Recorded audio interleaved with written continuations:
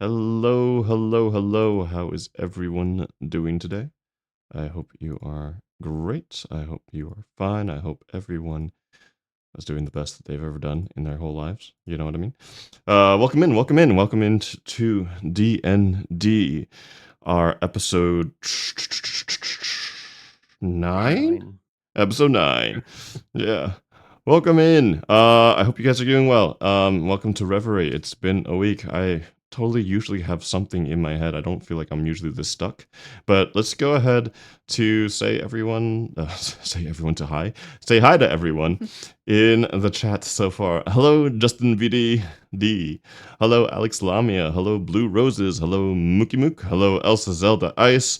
Hello, Neko Nar. I don't know who that. I butchered that name. Necro Noir. Hello, Saluna Black. Hello, welcome in Mind Power 69. Hello, Lady Demista. Hello, Zeri. Hello, Morty Ferem. Hello, DJ Chirio. Hello, Aries. Hello, Third Fox Denny. Hello, SR underscore Hirde. Hirhe. Welcome in, everybody. Welcome in the juice. I hope you guys are doing well. We're going to start off, and first of all, let's introduce everyone in the cast, starting from the left. Yay, hello. Hello, chat. Good to see you. I don't know why I'm starting off this way. Hello, I am Negro Noir. Hello, I play Thyra, your lovely little Minotaur, who's not so little, actually. I finally did the intro right. I've been wanting to do the intro where it's like I say what I am, and then who I am, and then actually do it. Anyway, I hope we're all doing well. Oh, I can't say off to Dalgona. No. No. Wait. Oh. Well, okay. Well, yeah. Everyone, I hope you're doing well. I'm going to pass it off to Bog. That feels weird to say. me? It's like, to Chirio. On my shoulder is the little bird. Oh, no. Sorry, yeah, to Chirio. Sorry, yeah. Oh my god, I was just going left to right. I'm here, I promise. Hello, You're hiding from my view. Yeah, tucked away. I'm everyone's favorite murder bird, Scarlet. Or actually, no, I'm Chirio. I play everyone's favorite murder bird, Scarlet. I am both excited and very apprehensive about what we're gonna do this episode. So hopefully it'll be fun for everyone. Question mark. Yeah. Numpty, how are you, buddy, pal, friend? I'm doing good, except I can't believe that I only just found out you aren't actually a murder bird in real life. That's just messed up. I Yeah, that's heartbreaking. can't believe this. But yeah, no, I'm Numpty. I am the large feathered man in the background there, with the tattoos and the magic fingies. Um, and yeah, I'm pretty excited for what we've got coming up as well. I'm very excited to do some backstory stuff there. So off to you, Zaylee. Hello, I am Zaylee. So you guys, obviously you've heard of pickup lines, right? Uh-oh. But No, have you never. ever heard of drop-off lines? What? No. Is that like, Drop-off have a good lines. day? Be kind to your friends. Don't bite your friends. No, I have no idea. I just made it up. Anyways, here's a drop-off line for y'all. Are you a group project? Because I'm doing all the work and regretting the partnership. Anyways, off to Dom. Very nice. Wow. Thank you. Wow. You know what? You definitely dropped me off there, Zaylee. Hey guys, I'm Dom, the DM for this campaign. Thank you guys all for joining us. I see we have a number of first-time viewers. This was a great session to join because, yeah, I'm gonna give a full summary of basically what's happened. For those of you who are recurring viewers, you may notice a few changes. One, we sadly don't have Dalgona. That is, she will return as Whispers. She is just on vacation right now. So she will not be here this session, but don't worry. Numpty and I spent some time with her last night, and we, came up with something a little special to explain her absence. And additionally, we normally have the amazing, the wonderful, the legendary, the dubious creature VA doing our intro. This session, you will not have her dulcet tones. She's had a pretty crazy week, so we decided to give her a break from her unpaid narration, and I will be narrating our summary thus far. So forgive me that I do not have her amazing dulcet tones.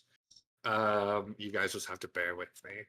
The last thing I want to say is that I have been told I do not give enough trigger warnings for the traumatic shit that might happen in this campaign, and to some extent, that's just the nature of D&D.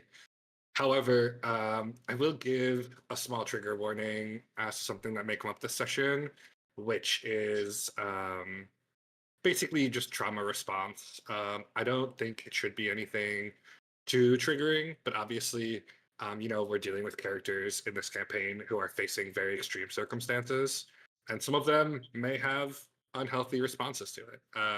As always, if you are going through anything personally, there are tons of mental health services out there that can help you and just, really just want to make sure everyone's getting the help they need.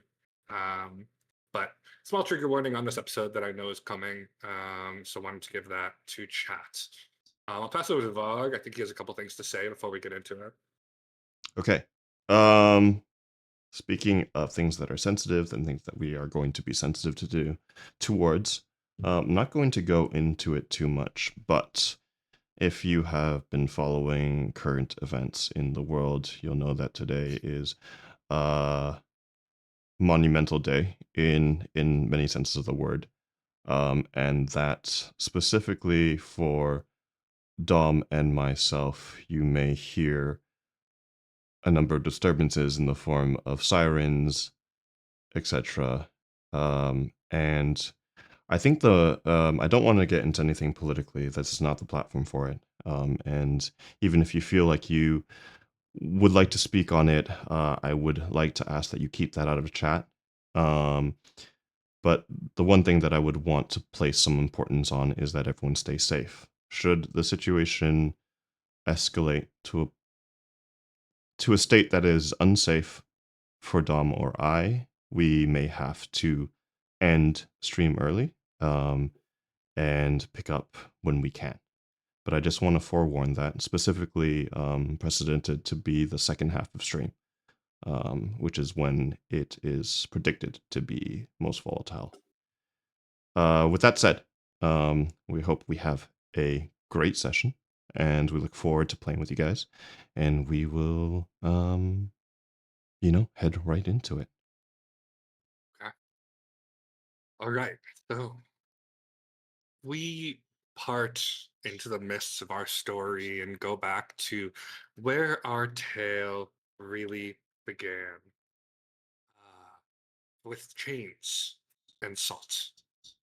Uh, Captured by the vile Lucius Veritor, a slaver in service of the Principate, our band of misfits turned from prisoners into warriors, fighting their way free and seizing a mysterious artifact in the chaos, an egg-shaped relic etched in ancient orcish runes and cracked with veins of pulsing, unnatural blue light. Something eldritch, something unspeakable. With Thyra chosen as our captain, the freed souls sailed to Reverie, the pirate haven that once cradled both Caldwell and Scarlet in its questionable embrace. But Reverie welcomed our party with fire. In a moment of ill-timed curiosity, Alarie mixed substances she ought not have touched, and their ship, their only way out, exploded in a massive fireball. As the smoke cleared, pieces of Reverie's past stepped into view. Madame Devereaux, matron of the Crimson Lantern and Caldwell's adopted mother, and Blackheart Braxton, the monster who butchered Caldwell's parents and feasted on their hearts, still as poisonous and evil as ever. In Reverie's maze of crooked alleys and whispered sins, the party found Lilas Bliss, mage, friend, cautious ally, and beautiful Valley Girl accent holder. He offered to identify the relic, but urged them to first seek truths in the ruins of Zel Hakar, a forgotten orcish temple hidden in the jungle. The morning of their departure, Alarie was contacted by an old and secretive faction she was once a member of, the Synapse Concord. Their warning was brief, but chilling. Beware, the elf with silver eyes. There, in Zelhakar, amid murals of long-fallen gods and bones since dust, the truth was laid bare.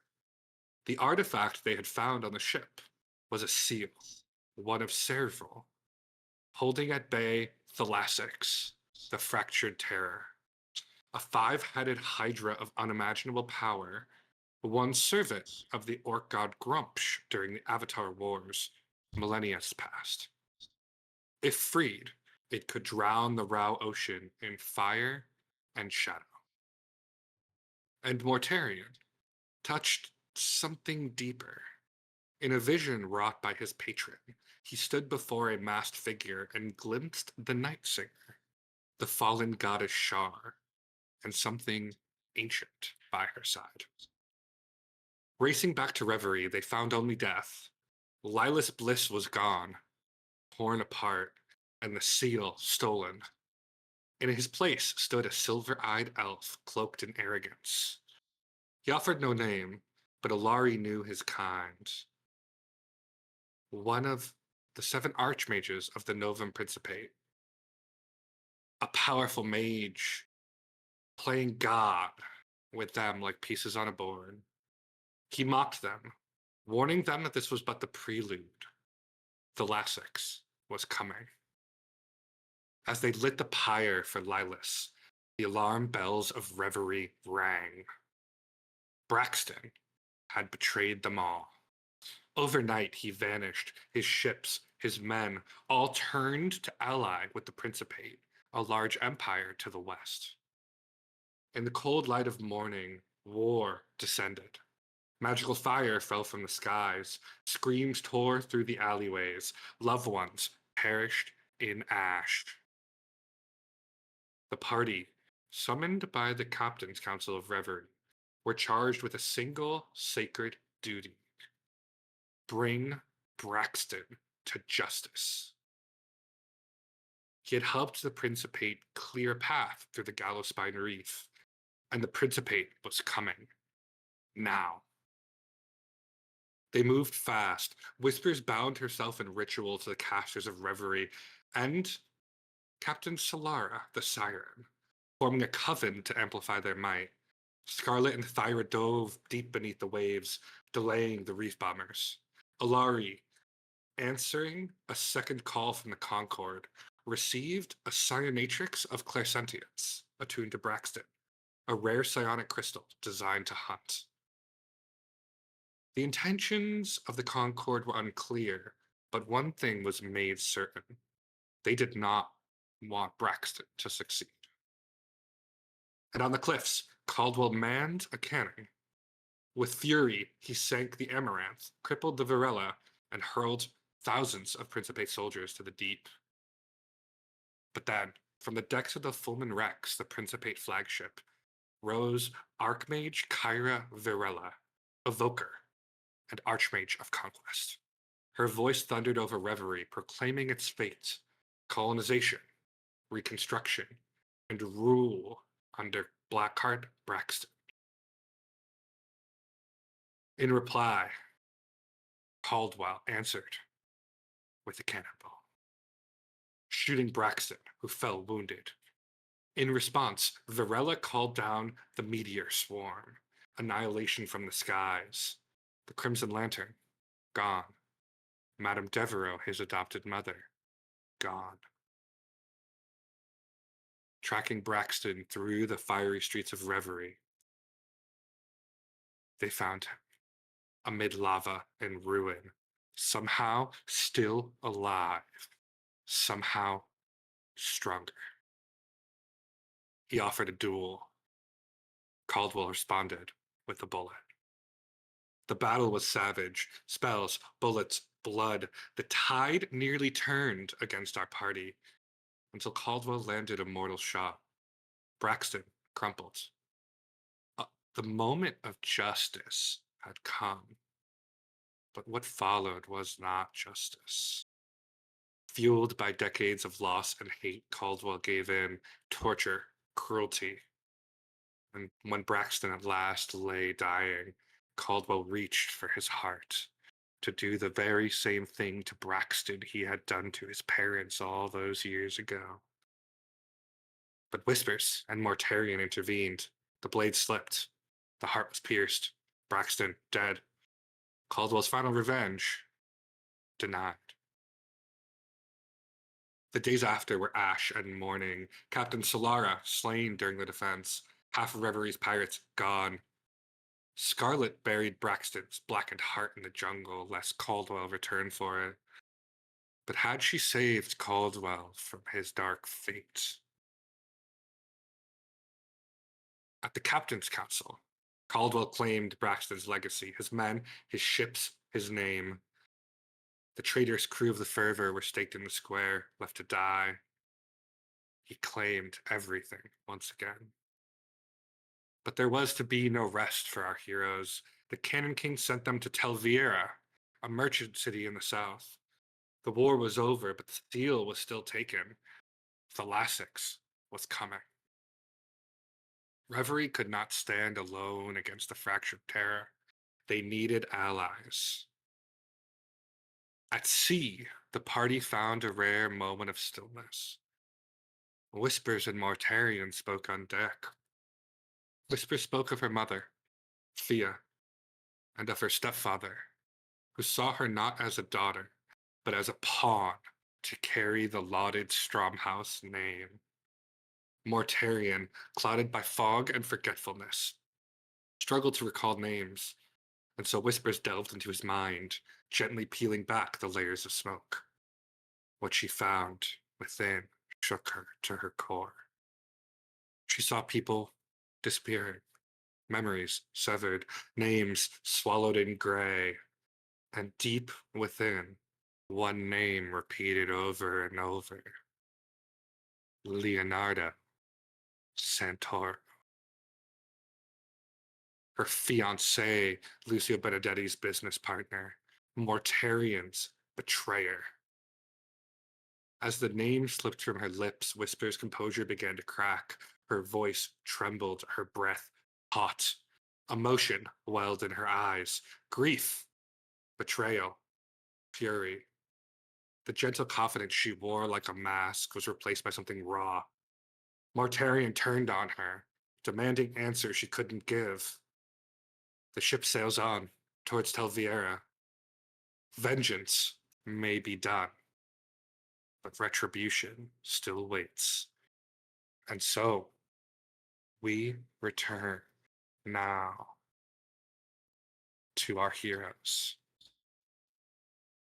Mortarian, you stand on the deck of the fervor, confronting whispers. You hear the rain begin to patter around you. And now, Vogue, if you would, go ahead and let's see what Whispers has to say.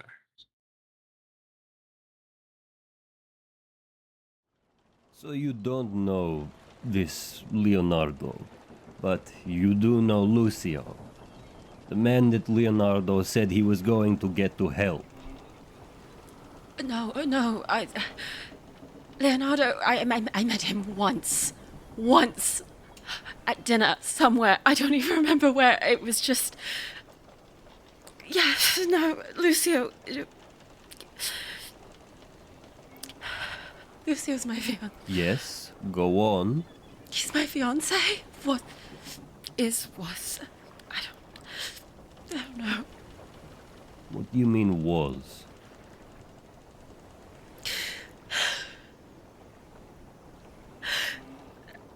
I don't know, I'm so... This man potentially caused me all the horrible things that have happened to me. I know, I'm so sorry. I'm so sorry, I didn't know. I promise you I didn't know. I heard things come from the colony, but I don't know what I thought. I saw him wasting away. And I was more focused on him. I forgot that there was... What do you mean wasting away? Yeah, he was so distraught. I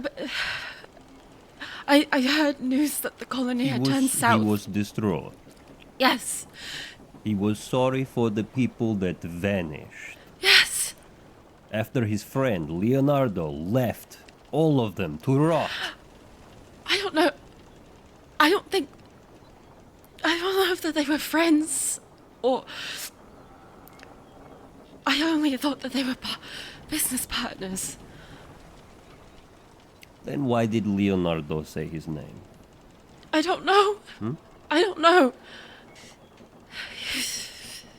Well, tell me more about this fiancé of yours.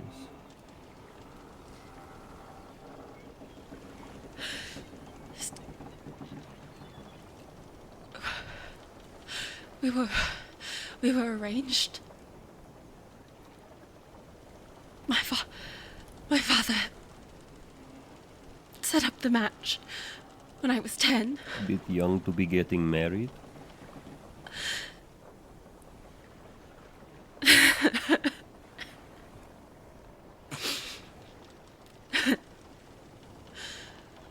That's what my mother said.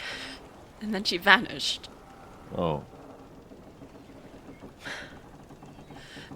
But he was kind. I know you might not think that. Yes, I do find that hard to believe. was kind to me. God, I loved him. I'm sorry. I'm sorry.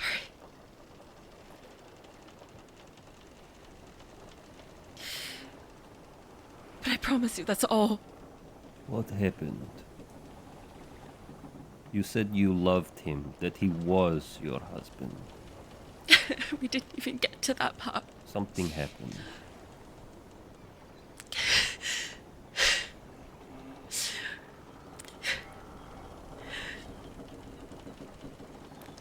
He's dead. He's dead. He's dead. Yes. I killed him.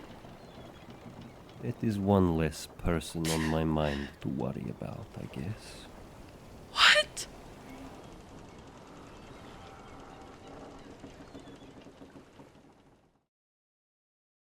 As she says this, you look, Mortarian, as Whispers looks at you with eyes that are glassy, the surprise, the stress, the pure reality of this statement of yours sets in, and you watch as her eyes roll back and she just bonelessly collapses onto the floor.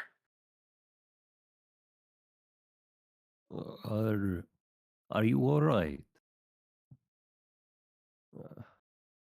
I don't understand. She is just bonelessly laying on the floor. You watch as the rain hits her face, you see for a moment how young she is. You know, certainly nowhere near your years. And you think as she lays there, you see just maybe even to some extent the mask that this person must wear, this sort of mask of competence. But that's all been kind of stripped away, and she can't be more than teenager, early 20s maybe.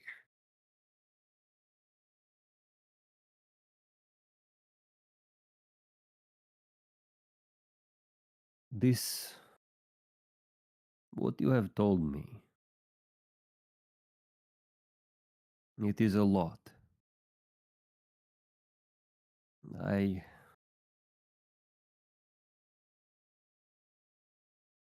do not know if my words have caused this reaction from you, but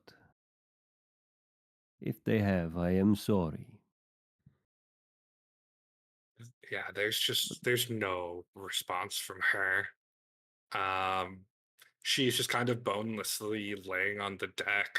You could, I think at this point, probably like various members of the crew would beginning to like they're not doing anything, but they're certainly like sneaking looks at you as you and this woman just had this like loud confrontation on deck, and then she just like very like collapses.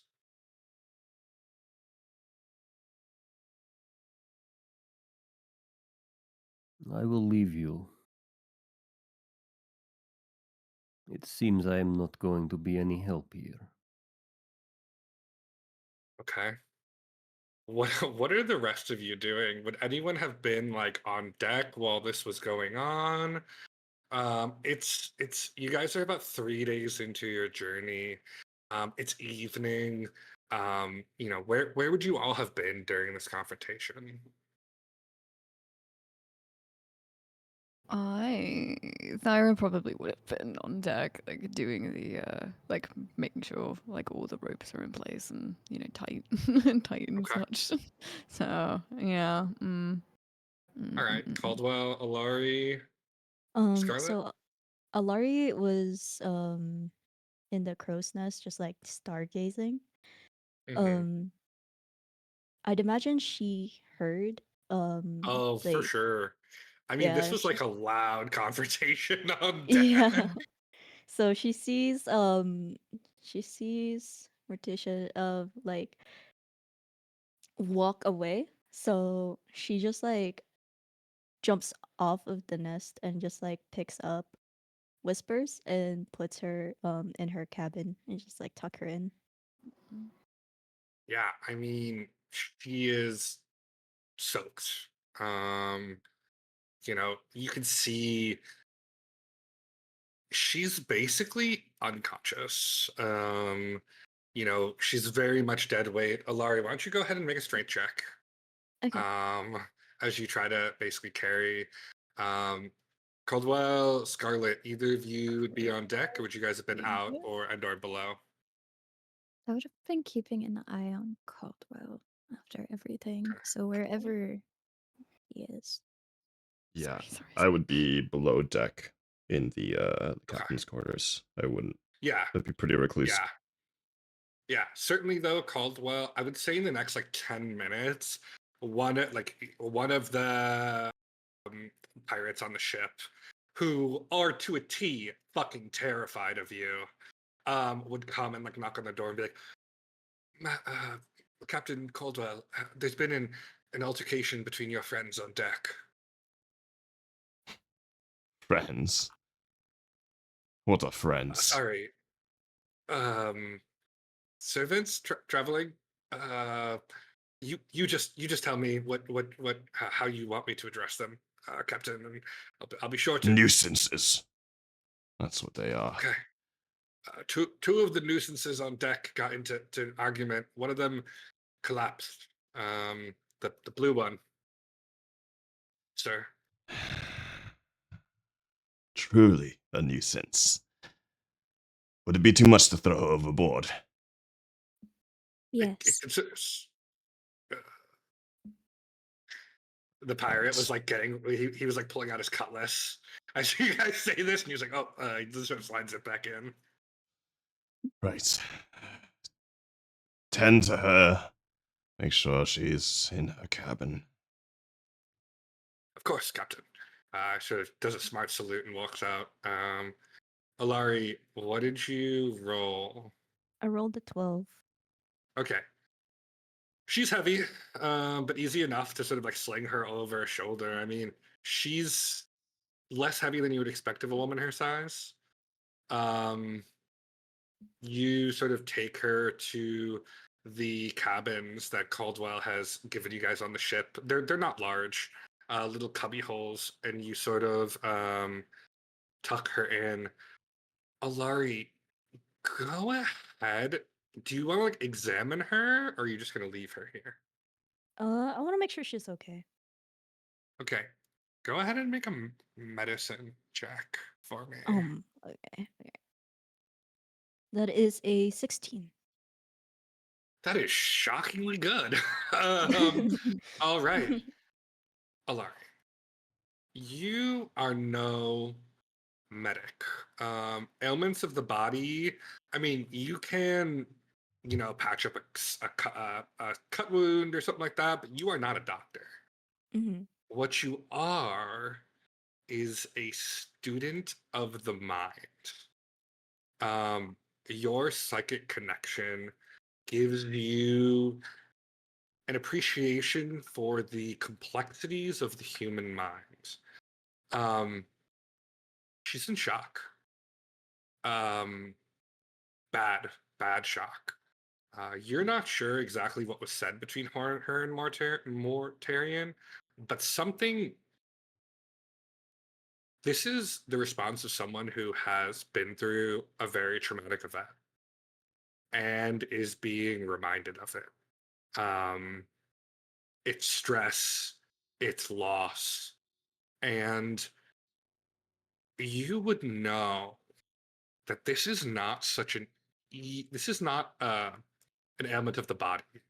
This is not something where you can slap a bandage on it or slap a healing spell on it and she's going to be fine. This is an ailment of the mind. Now, I need you, with that medicine check, I'll also allow you to make a history check for me. Okay. That is a 12. That is still good enough. Alarie, you think back to your adventures in the Vesperia when you were a member of the Synapse Colony. You remember sneaking into the Forbidden Library as you were so apt to do, and you found many things in there, some of which you have not yet revealed to everyone. But I don't think it's unfair to say that what you found there in some ways was the impetus for everything that's happening now while you're here. You remember reading of a scion who specialized in illnesses of the mind, a former member of the Concord, an apprentice of Thelorian, your father. And the reason it comes to mind is that this sort of psychic mental health professional resides in Tel'Viera, in a place called the Airy. That's about all you know with that role. I will tell you, given that medicine check and that role, it is possible that Whispers will snap out of this herself. Mhm. It is also possible that she won't. Um, I don't think it's an understatement to say that her condition is very serious. She's not dying, um, but she's also not quite alive. She's there, but she's not there. Mhm.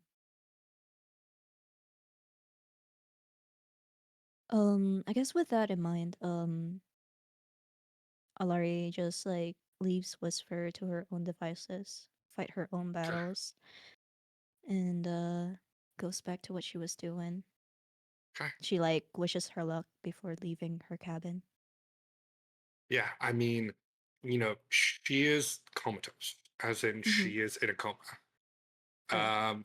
It's possible she could hear you. It's possible she can't. Um, so I think having, gotten Whispers to a safe place, is there anything anyone in the party wants to do about this before we potentially move on to future days?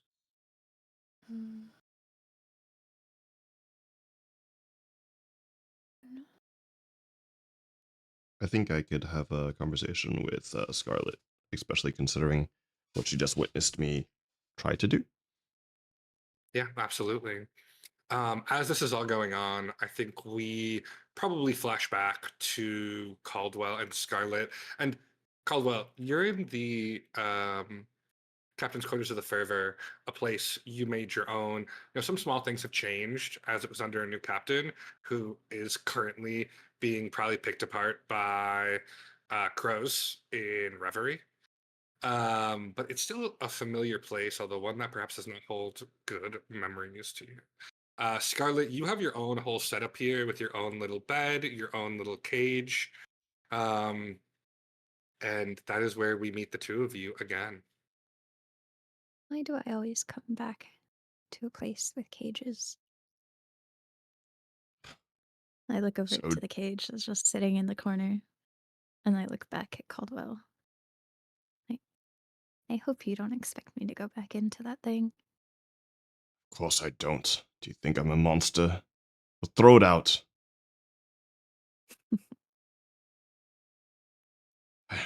I Why are we still with these people? mm, well, for one, they did help us. So I do think it'd be a good return to help them back. Right now, Hell, I think a lot of them just want to go home. I suppose. I suppose. One thing to But- note, though. Once this Thalassics deal is all over with, never want to see them again. Is that clear? I'm pretty sure they don't want to ever see you again either. We can agree on that. Are you okay, What did Master you- Caldwell? I've never been better. But I have something to ask. Mhm. A few nights after I went back to the body, something or someone had removed the heart. You wouldn't happen to know anything about that, would you? I pulled out one of the little bones that I took from. Actually, first things first. I am in fairy form right now, so I should fix that. I'm a little fairy Scarlet right now. I'll take out one of the bones that I took from Braxton's body. I've been working on carving little flowers into it. I'll hold it out to him. I'm gonna say, yeah. I hid the heart. And why would you do such a thing?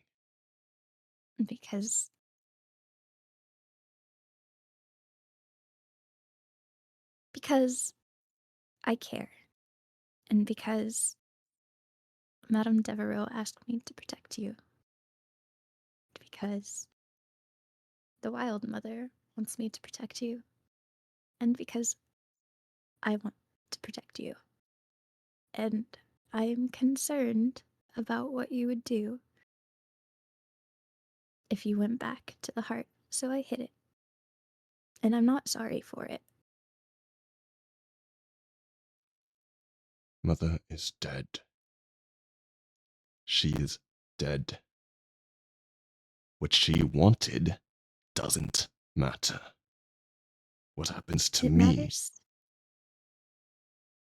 doesn't matter.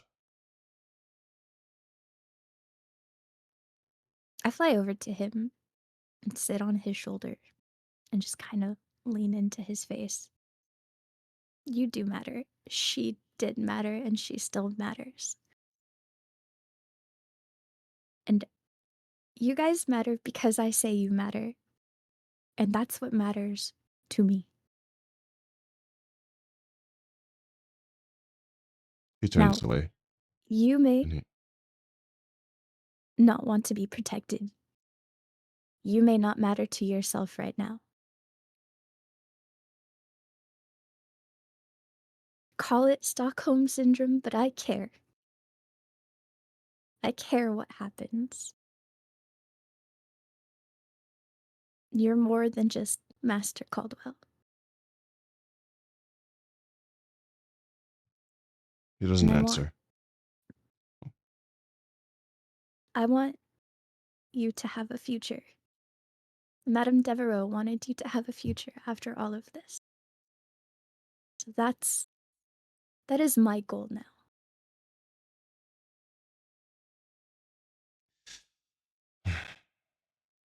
He doesn't answer. But he gets to his feet. He walks over to where the cage is and picks it up before opening a window and chucking it out. After a moment of silence, he sits back down.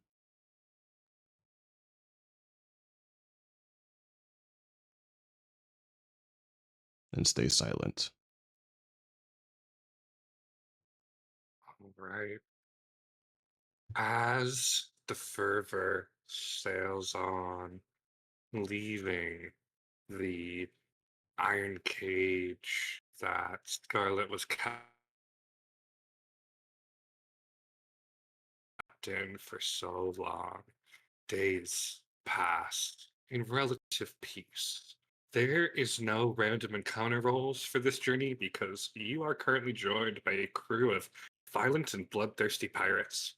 Um, anything that you would encounter during these days that would be of danger to you is quickly and swiftly taken care of. However, I am going to roll on a random chance table to see what happens. Oh, oh, oh, that's very interesting. That's Oh. very interesting, given the context of what's going on. All right. The journey to Tel'Viera takes about 2 weeks. Now, your navigator, Garrick Storm, on the 5th day sort of gathers you all together. Um, Probably in the captain's cabin, Caldwell, if you'll allow it. Sure. Okay. I sort of gathers you all around. He says, well, look, now we're headed to Tel'Viera, right? Um, Tell me, Caldwell, have you ever sailed down to Tel'Viera before? Not for a long time. Yeah, I sort of figured. They're not always fans, I mean, given the whole piracy thing. Look, maybe Mortarian could speak more about it. You're from Tel'Viera, right, Mortarian? Uh, in a sense, yes. Well, all right. Well, look. Now, there's 2 ways to get into Tel'Viera. We can take Tradesman's Passage, which we gotta go around the islands south. Still out about a week to our journey. Or, Captain, if you're feeling bold, we can try to shoot the maw, which will take about half a day.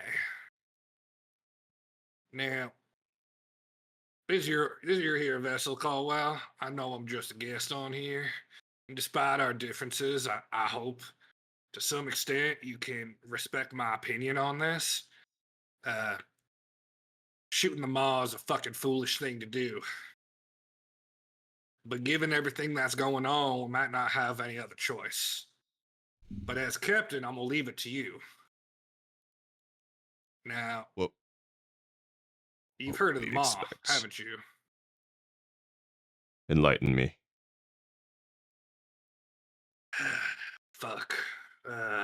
You watch as he takes out a flask from his belt, sort of drinks it and passes it to you, and he says, consider this a bit of a gesture of friendship, considering what the fuck we might be about to go through.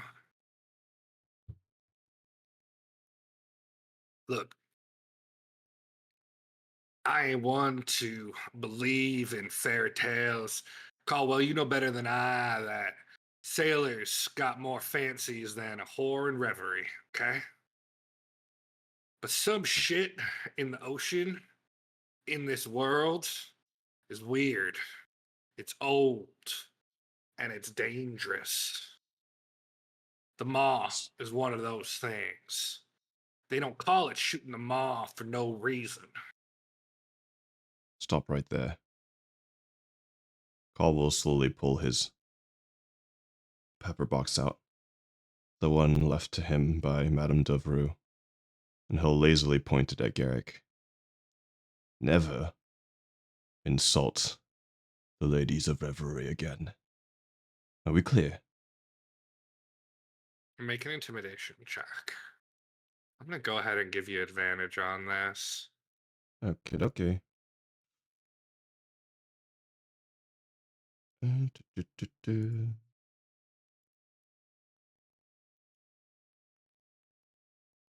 That is a 22.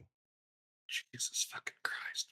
You guys watch as Caldwell takes out the pepper box and as he says this, just pushes it against Garrick's temple.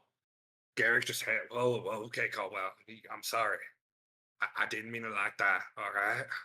Look, I know we have our differences, but look, fuck, I'm sorry.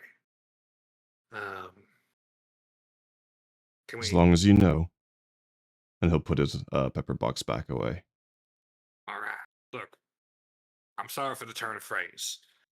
The moth scares the living shit out of me, and it should scare the living shit out of you too. Tel'Viera, island nation. Okay? The main island is probably the most developed metropolitan on Earth. Okay? I'm talking money. I'm talking culture, right? But the island's surrounded by these series of small islands the locals call the Teeth. Thus, shooting the maw is going between the teeth, which is a more direct passage, but ain't no one with a lick of sense ever taken. Something. Fuck. He takes a long drink of the flask. He goes, something fucking lives there. And it ain't friendly. Now, this ain't Mortarian the just sort. shifts a bit. This ain't the sort of horror that gonna attack you. It don't care about your body. Takes the mind. I sailed. I shot them all before. Nearly 25 years ago. I still have fucking nightmares about that thing. But it might be our only choice.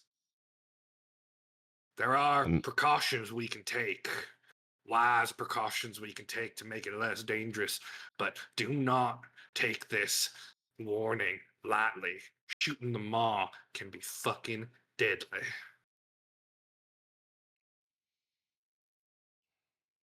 In the end, Captain, it's up to you. And how long would it take us to go around them all?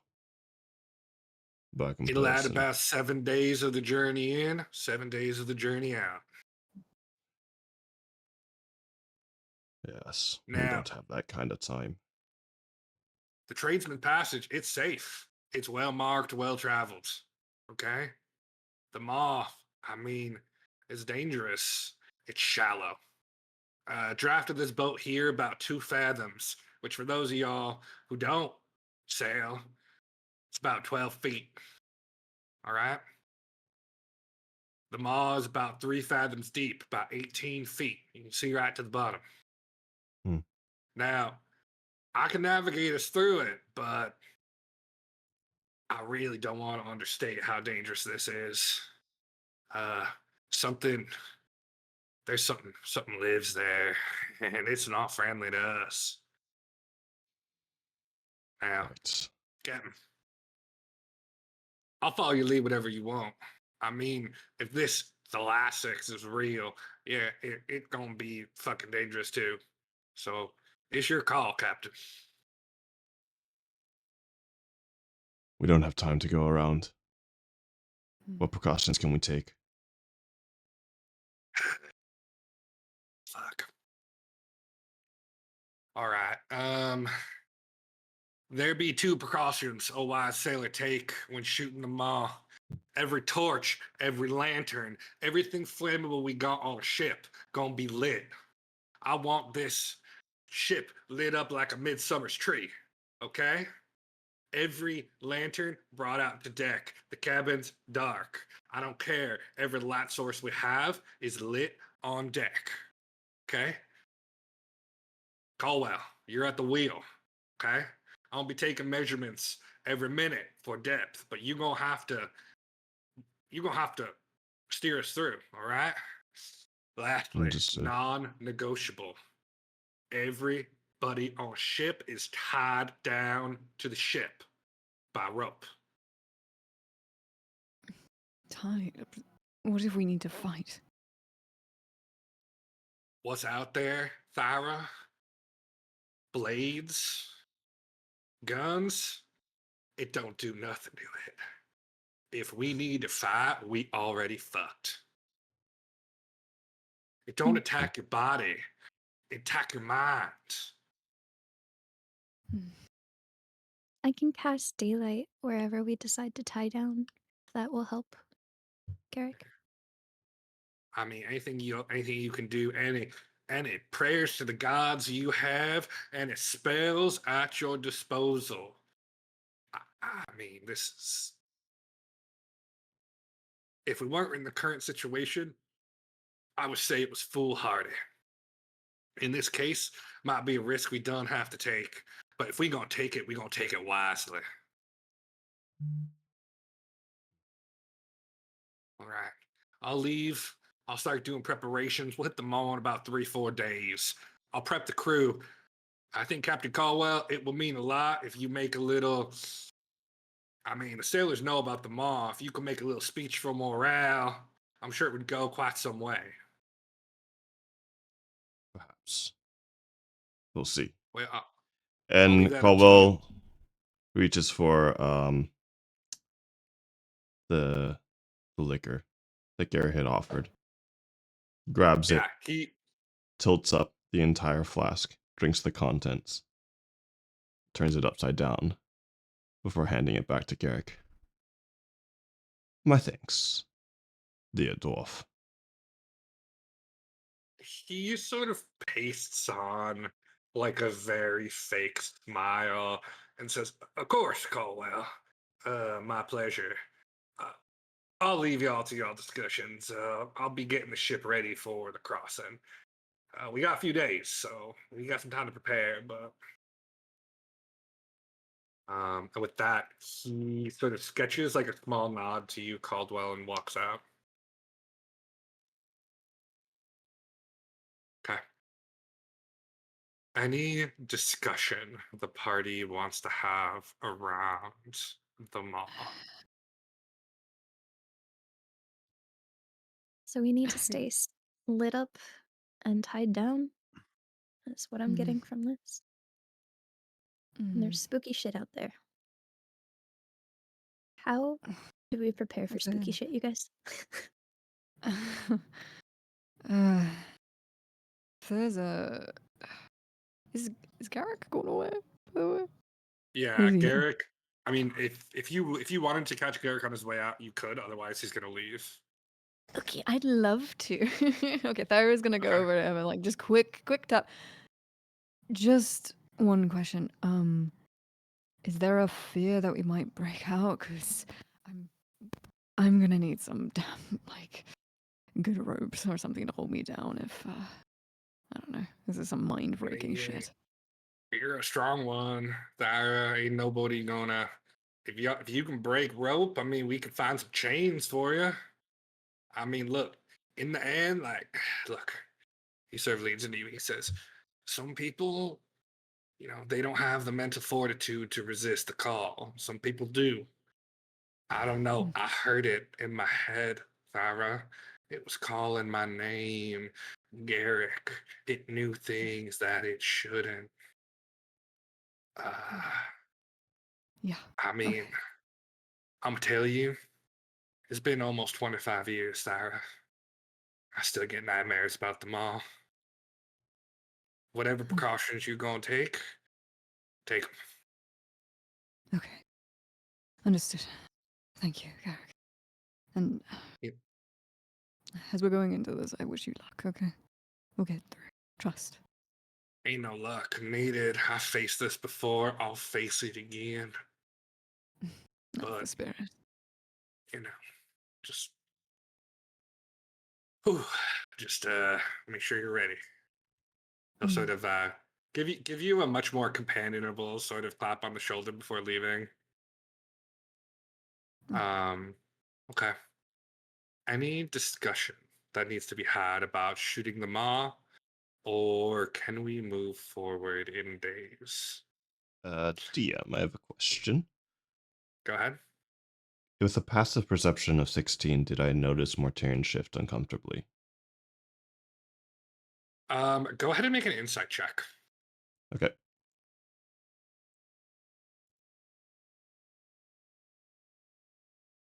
That's a 16. Okay. I would say with that, yeah. I mean, you see during this conversation, Mortarian is acting a little. It's not much. He kind of keeps a very straight face to most things, but you do get a sense of that small shift with that roll. All right. I'm going to lock a gaze on him. Oi. What's got you all messed Yes. up? What do you mean all messed up? You're usually so I hard mean, to there's a read. lot all messed up with me, but what I'll agree with particularly? that. You're usually so stoic. But one mention of the maw and I don't know, something's off. If you got something to say. Oh, nothing at all. Just glad to be home. Home. Are you from here? Yes. Well, Tel'Viera, in a sense. In what sort of sense? I was born there, Go on. I think. I grew up there, at the very least. And, well, how do I say this? I've been here before.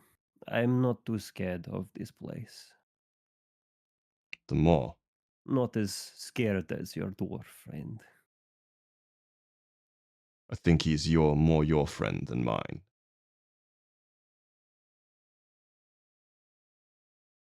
Hmm. Yes, Either you know, way.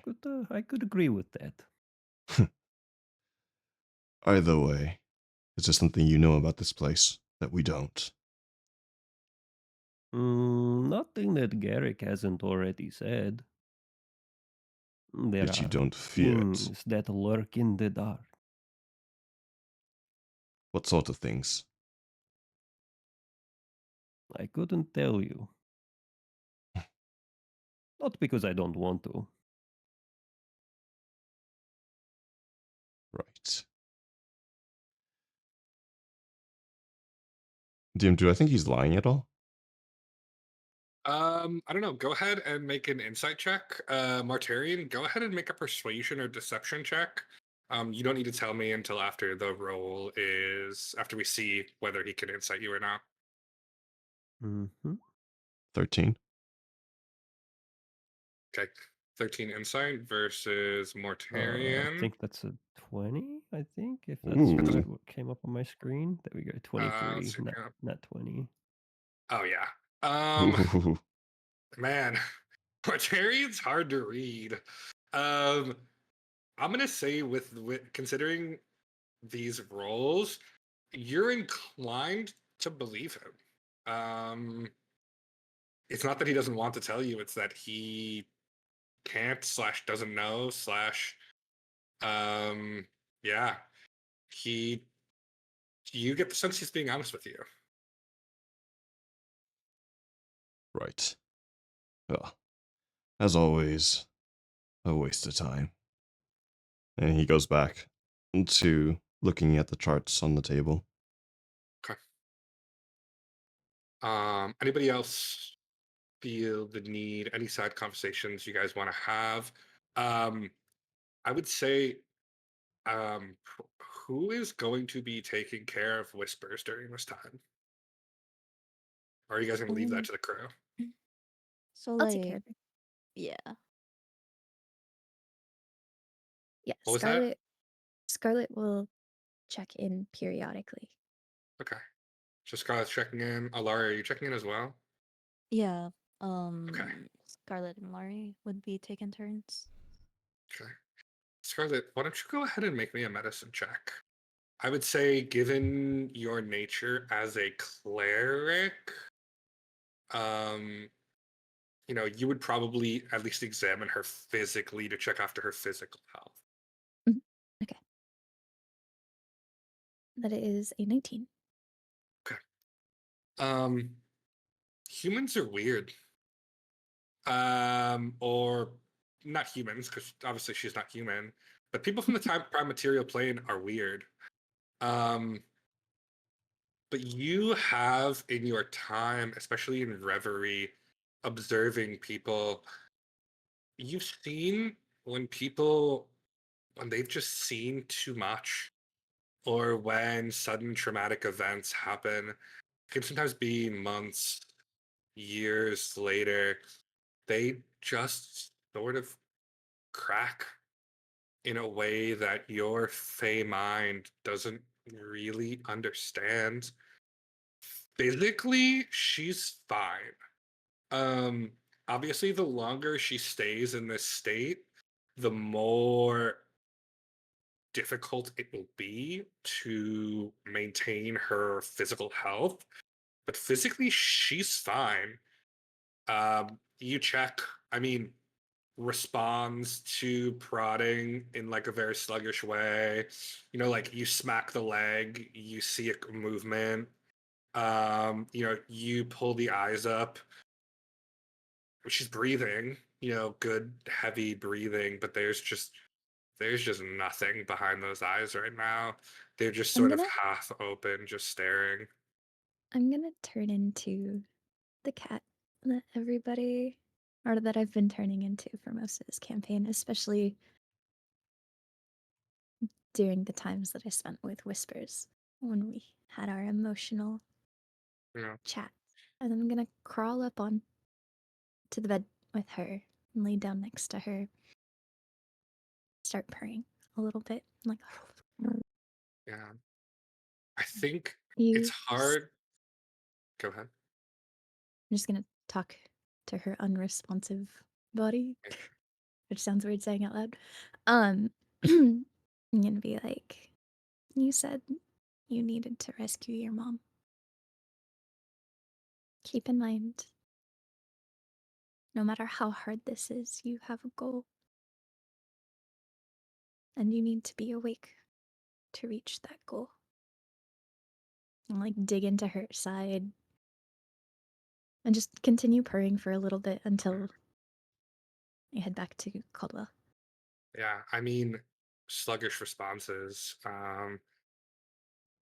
There's not much you can do for your friend in her current state. I mean, you are a healer of the body and to some extent the mind. This is really more the realm of someone like Alarie, someone who, could form a mental connection with her. Um, but I mean, you keep her body healthy, you feed, you move her sort of prone form so that she doesn't get bed sores. But it's been 2 or 3 days. She has not woken up. Um, okay. Anything else anyone wishes to do before we move forward to the random chance dice roll? Can I make a tether to keep Whisper's consciousness like still in her body, so like when she recovers from the shock, she would be okay. So do you want to attempt to form a mental connection with her?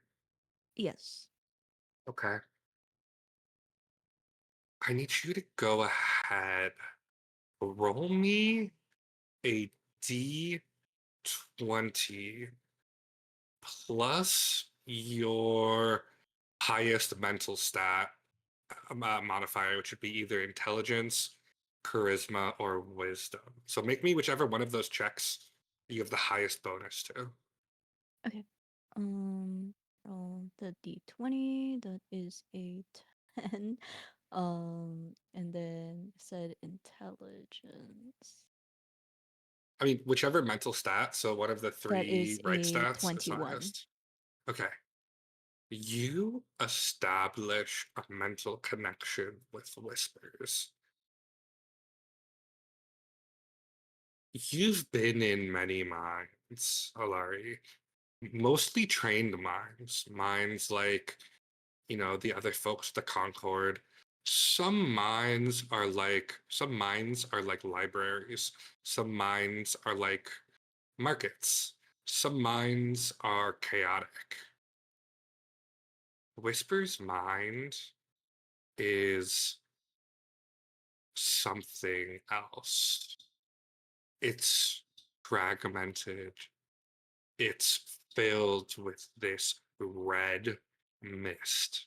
And all you hear over and over and over again are her words repeated. I killed him. I killed him. I killed him. I killed him. I killed him. You take 10 points of psychic damage, and you are expelled from her mind. That was on a save. That was on a save, by the way. um, Okay. So Laurie just pats Whisper's head and be like, "It's okay. Yeah. It's okay." And then she just like sits there for like a while in silence. Once again, you see how young she is. You know, the youngest member of the party by a good amount. She looks more. I guess maybe it's the lack of the confident mask she wears when awake, and that sort of quiet confidence she brings makes her seem very youthful and vulnerable. Her hair is soft. It's very soft and airy. Her skin shockingly smooth. As you sort of push back the white hair. As you during one of your check-ins with her, um, echoing through the bowels of the ship where most of you are, you hear, "Captain, sails to the starboard." I come up to the deck to take a look really quick. Yeah. You see from the crow's nest, one of the crew, sort of a lithe, younger human man, sort of acrobatically makes his way down the ropes, and he says, "Captain," he'll sort of hand you the spyglass, and he'll say, 93 degrees north-northwest. He sort of points, and as you look through the spyglass, I need you to make a perception check with advantage. Alrighty.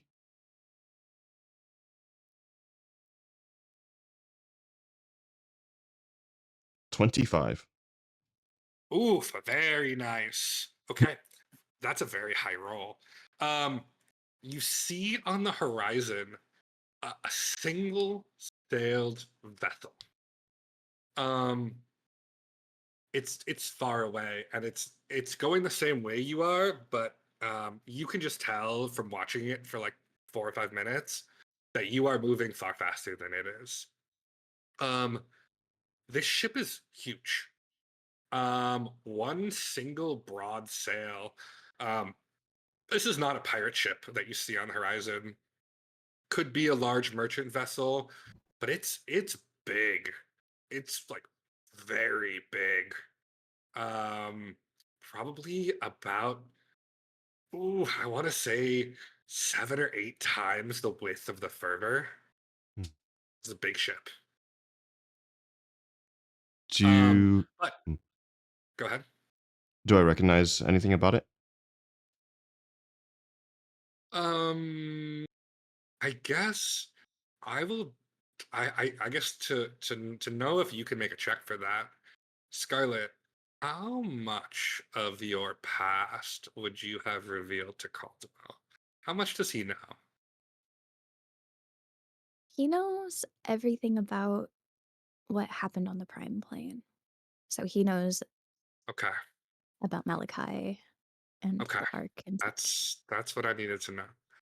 Caldwell, nobody would ever make a ship this big.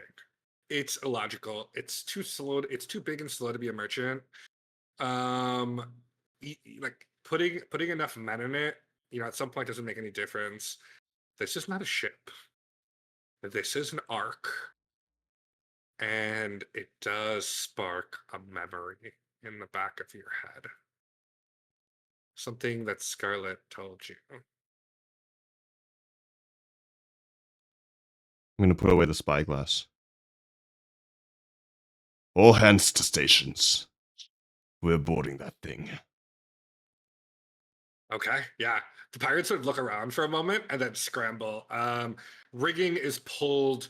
The a little bit of wind that there is to catch is caught, and you change course.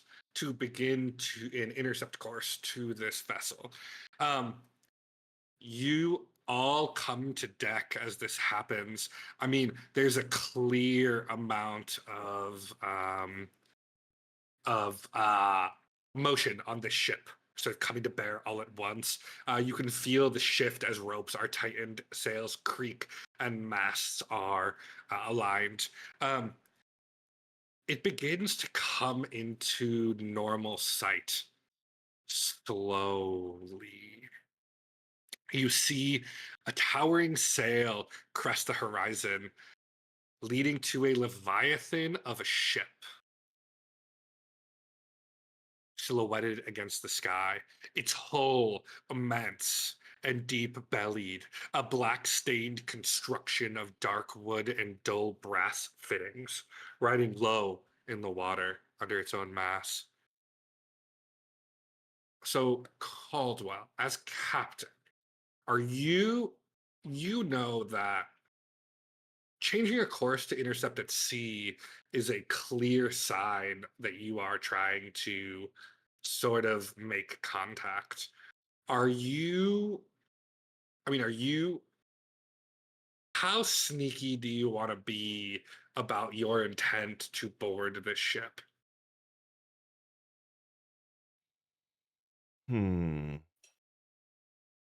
You really have basically two options that you would know. One, you can do a direct intercept course. Now, this allows the ship to sort of try to flee from you, but obviously it's probably the fastest way to get it down. Or you could do what Braxton loved to do and sort of continue your course until you're close enough to it and then just cut over to it. I think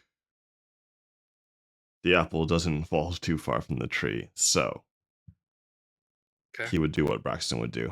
This is what he's learned. Okay. Yeah. The crew is prepped. They catch every scrap of wind, sort of speeding you on your way. You see weapons are quietly distributed. Guns are brought up. Preparations that are not too obvious, but like sand and water is thrown on the deck. People are quietly armed, and there begins to be a general air of excitement about what's going on. Do you give any context to the rest of your party? Sure. Are they near me? Yeah, I would say you guys are all gathered on deck, probably called by Caldwell. I'm gonna fly over to his shoulder. Is that what I think it is? I think so. Everyone, prepare to fight. Prepare to kill. Prepare to burn.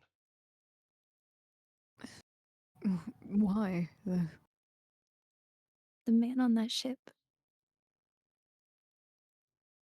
is a horrible person. What could he possibly have done? He kept me locked in a cage. Oh. He kidnapped me Oh, from yeah. wherever the But- fuck that I ended up. Yeah, okay. Okay, now I understand. No worries. Full speed ahead.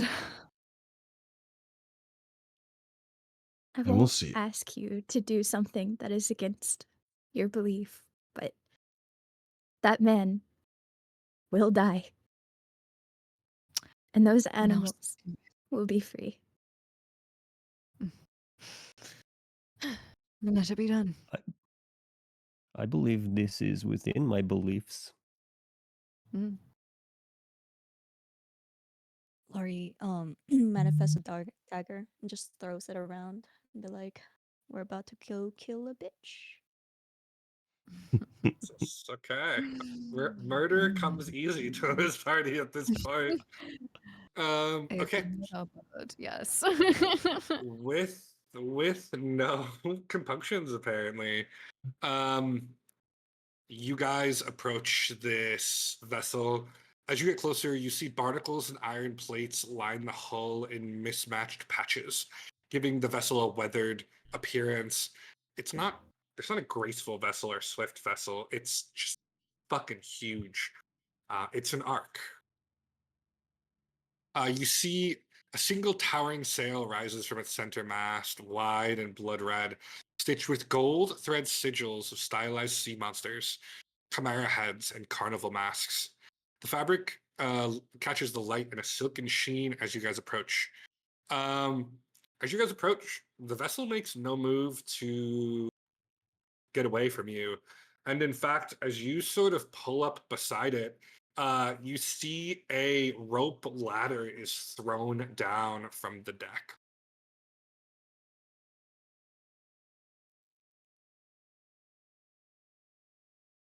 Shall we do the honors? Inviting.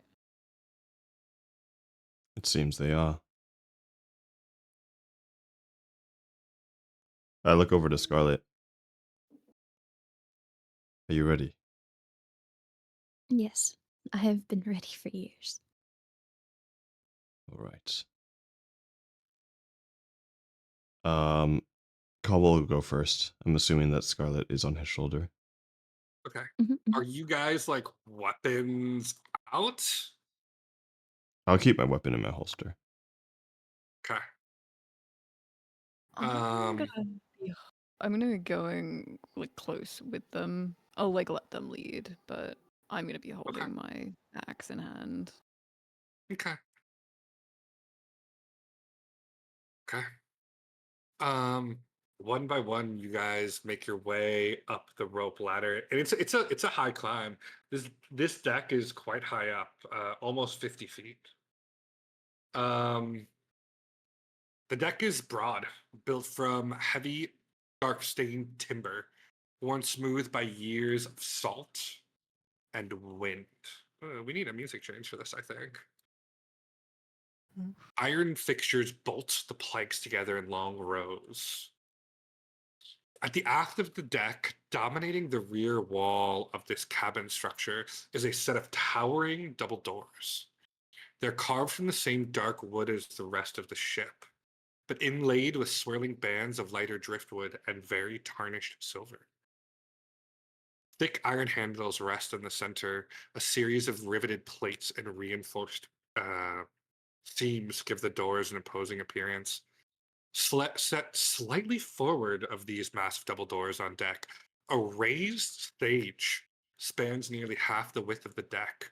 A shallow platform of polished wood framed with brass trim and curtained along the sides in faded crimson velvet. Its surface is clean and bare. A collapsible railing lines the front edge. You're looking at a stage. At the corner of the stage, at each corner of the stage stands old wrought iron lantern, their glass panes colored in pale carnival hues, seafoam, amber, and violet. Though currently unlit, they dangle on rusted hooks and sway slightly with the sea breeze. Looking around the deck, you don't see any crew. Nothing that would indicate this ship is currently being piloted by anyone. A ghost ship. We need to check on the animals if there's nobody up here. Do I remember how to get back down to You got to go the through the cave double first? doors. Yeah. Yeah. I mean, these are huge doors. These are almost 30 feet tall. Now, Scarlet, you know from your time here, this is where the menagerie is held. Right on stage on this ship, people flood to these benches as Malachi totes out wonder after wonder for the screaming, excited fans. And I would know, or no, question. Would I know if, like, while he's on sea, like, while the boat is out at sea, there would still be quite a bit of activity on the deck, right? You don't know. I mean, you were kept in a cage. That's true. I would say, Caldwell, go ahead and make a roll a um, roll a d20 with advantage. Just a d20? Just a simple d20 with advantage. Okay. I'm just gonna roll 2. Oh no, that's not gonna read right. That's fine. Whatever. I mean, we'll Yeah, figure it yeah. out from what you roll. It's a 9 on the first one. Oh God, that's a Yeah, 2 it's and a a 7 7. and 2. Yep. Never mind. Caldwell, you've never seen rigging quite like this before. I will say it's typical. The fewer sails you have and the slower you go, the less crew you need. But something about this certainly isn't right. Weapons at the ready. Feel like we have something waiting for us. It doesn't smell right. And he'll draw his pepper box at the side and post up by the door, ready to push one side open. Thyra, do you pull mind out getting my the other You- side? You hear Oh. from the distance music begin. Okay, what was that? It's disgusting. That's what it is. Sounds like a carnival in there. All right. I'll push with. Is the door already? No, it's not already open. I'll push with. with Go ahead and thingy. you push. The door is Yeah. locked. Oh. However, from the pulpit near the stage, you see a figure step out. A broad, round-shouldered figure with skin the color of seawater. Smooth, soft, and faintly damp, like he just stepped out of the surf. His face is wide and expressive, dominated by a curling smile that doesn't quite reach his cold, watchful eyes. High cheekbones and deep crow's feet suggest a man who smiles often. His skin glistens under the lantern light, and he's thick. He's got a presence to him, and his clothes are bright, too bright, garishly bright. As he sees you by the door, he goes, "Welcome, welcome, my friends, honored guests.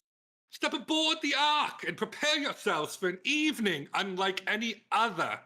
I am Malachi, curator, collector, and humble ringmaster of Malachi's menagerie of magical mayhem. From distant shores and hidden realms, I've gathered the rarest sights your eyes will ever behold. Blink dogs that vanish mid-leap, Grimishka that sting with sparks, a flame spirit from the eternal furnace, a sprite who speaks in riddles and rhyme.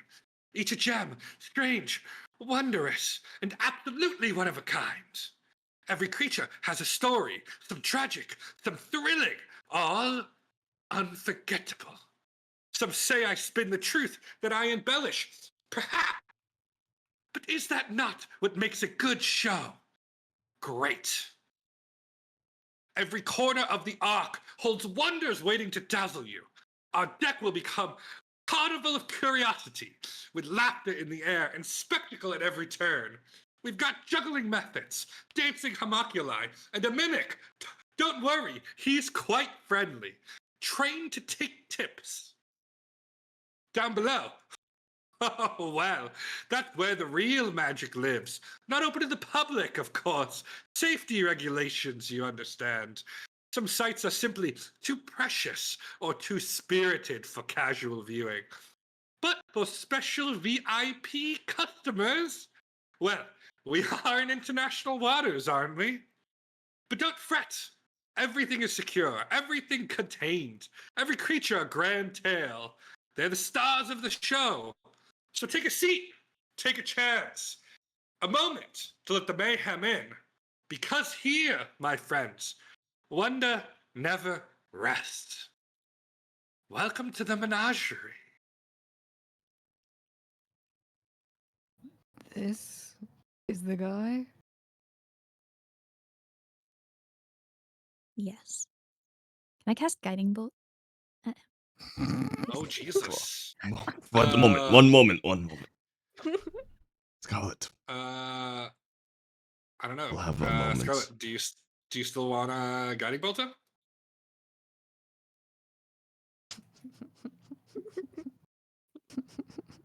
Caldwell, I did not interfere when you went after Braxton. We're not Why in are a good you position. denying me this? I am not denying you. We will have a moment. We must be patient. I say do it, Scarlet. Come on. He did horrible things to you. Don't let that stand.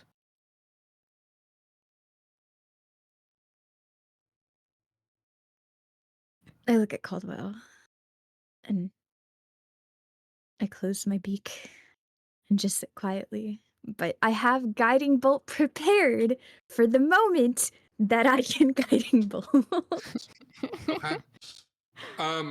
He sort of gestures you towards the seats, the benches around the menagerie. You see, sort of all around the stage, there are these padded benches, and he says, "Now, please come sit. The show only 1 gold piece each, a real steal for what you're gonna see. Although, if you were more interested in the VIP experience, that could be yours for a mere 10 gold pieces each." Good. Perhaps we can get closer if we do the VIP. We need to be within range, so lop his head off. Get close enough so he is comfortable. Guiding bolt can go 120 feet.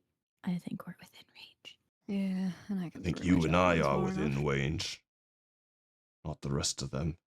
We're behind Are locked we within doors. range?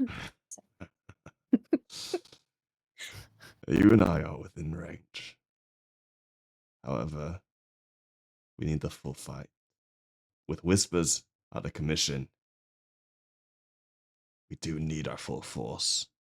We're locked behind these massive double doors in what looks like it could turn into a shooting gallery. Get closer, be patient, be smart. Are there any other patrons around? Looking around, no, you guys are the only ones in here. You do see sort of shuffling towards you a sort of worn looking tiefling. He's wearing like sort of what looks like some motley. The face thin, you can see he's sort of limping a little bit. Scarlet, you recognize this figure as well. Although you never knew his name, this was the caretaker who fed you.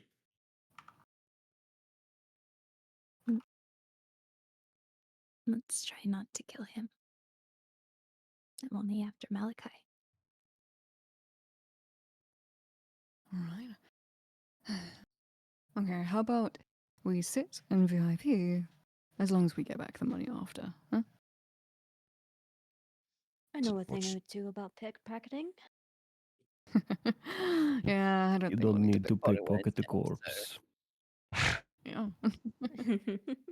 It's Even easier that truly, way. it is Ah, truly fine, unfortunate that Whispers is not with us to handle these conversations.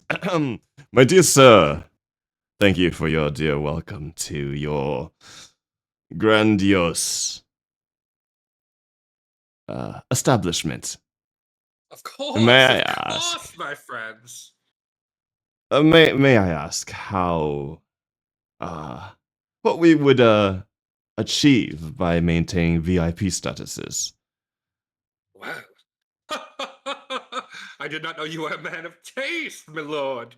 The VIP package includes exclusive tours into the bowels of the ship, and if you are of mind for it, perhaps a bit of blood sport. You seem like the type who would be interested in such a thing. Of course, nothing illegal, just a bit of a show.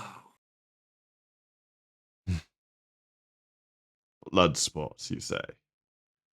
Yes, some of these creatures are vile and violent by nature. They just want to destroy, to consume. We pit them in the arena for your viewing pleasure. In this Could even arena, gamble if you wished. where would it be? I see Well, nothing right but here, good these sir. giant doors. Well, of course, I can't show you behind the doors until you pay for the VIP experience. That would be giving the show out for free, and I promise you, sir, this show is worth every penny you have and more. Hmm. And how much would it be for my friends and I to become a part 5 of the VIP? patrons, very important package. 50 gold pieces, please. You can give it to the jester over there. Wait, is he 50 counting the gold. bird as a patron?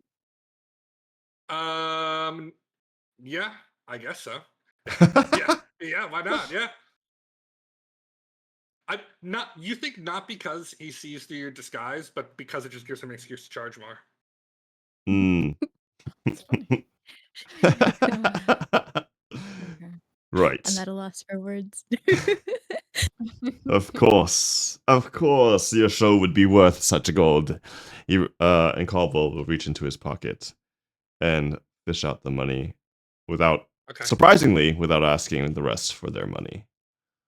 And gives it to the porter. The sort of tiefling shuffles forward, and you can see like sunken face. One of the horns is broken off. You would not say in great health. Sort of takes the gold with a nod and sort of shuffles off.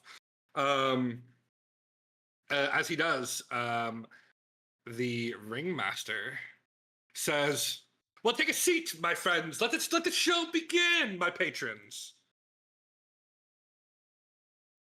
As he sort of gestures you to a seat, one by one, you guys find a seat on the benches, and you watch as the double doors creak open, and the tiefling wheels out the first of the show, and the Malachi says, "First, from the shifting plains of the Feywild, the legendary Blink Dog. Watch closely, or you'll miss its next breath. It lives between one moment and the next."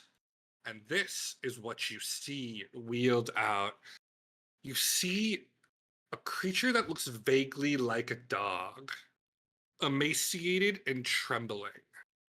You see it chained with manacles that spark faintly. Its eyes are bloodshot, and you watch as it vanishes, and the chains go slack, and then it appears about a foot to the side, and they wrap around it again. And he says, "Look, the amazing, the legendary Blink Dog, a creature from the Fey realm, a whole nother plane of existence."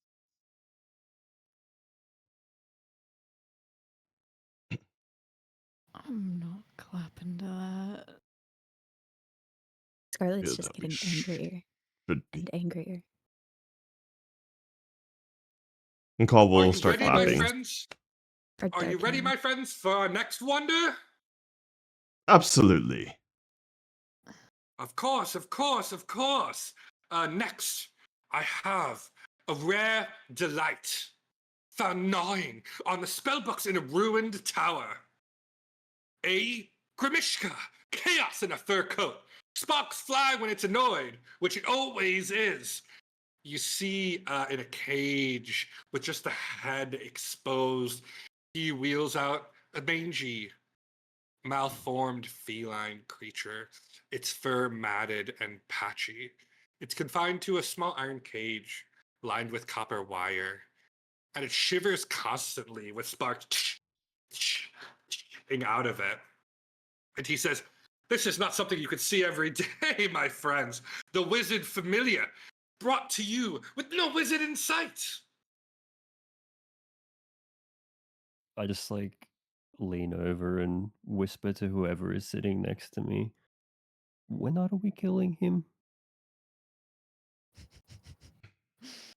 Mm. I got The my Should- shot minute he ready. opens those doors, he is dead. Patience. Patience. And they'll start clapping again. Yeah, he says, well, my friends, if this is not to your enjoyment, the final one will be a masterpiece.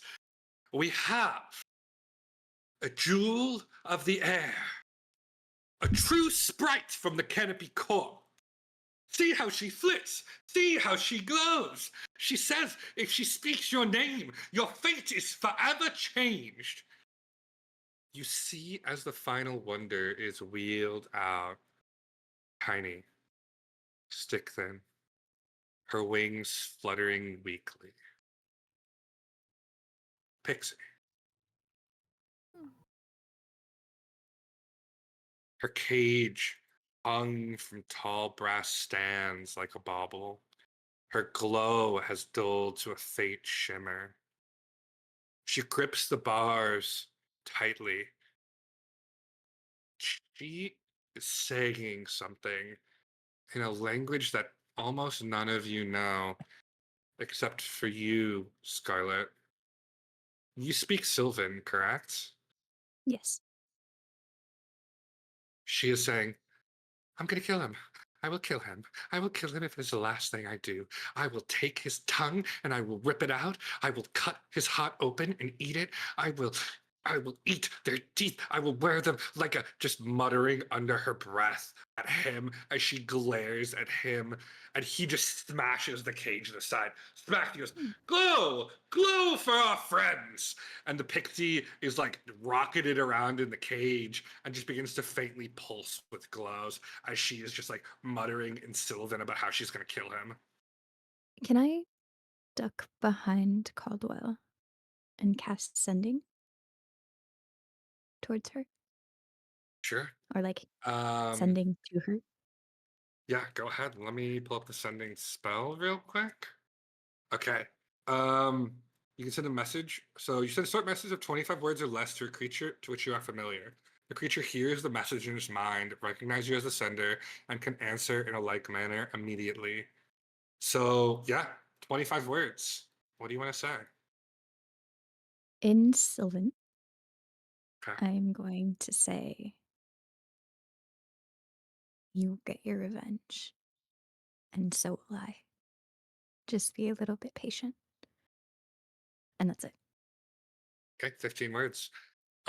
You hear she responds back, to kill him, I'm going to eat his flesh. I'm going to feast on his heart. I am going to make him rue the day. And then it just cuts off. He says, well, my friends, I hope my wonders have enthralled you, but the true show lies within. Now, please follow me into the arena. And he sort of begins to walk, sort of waddling in front of you. You watch as he gestures. The double doors begin to open up.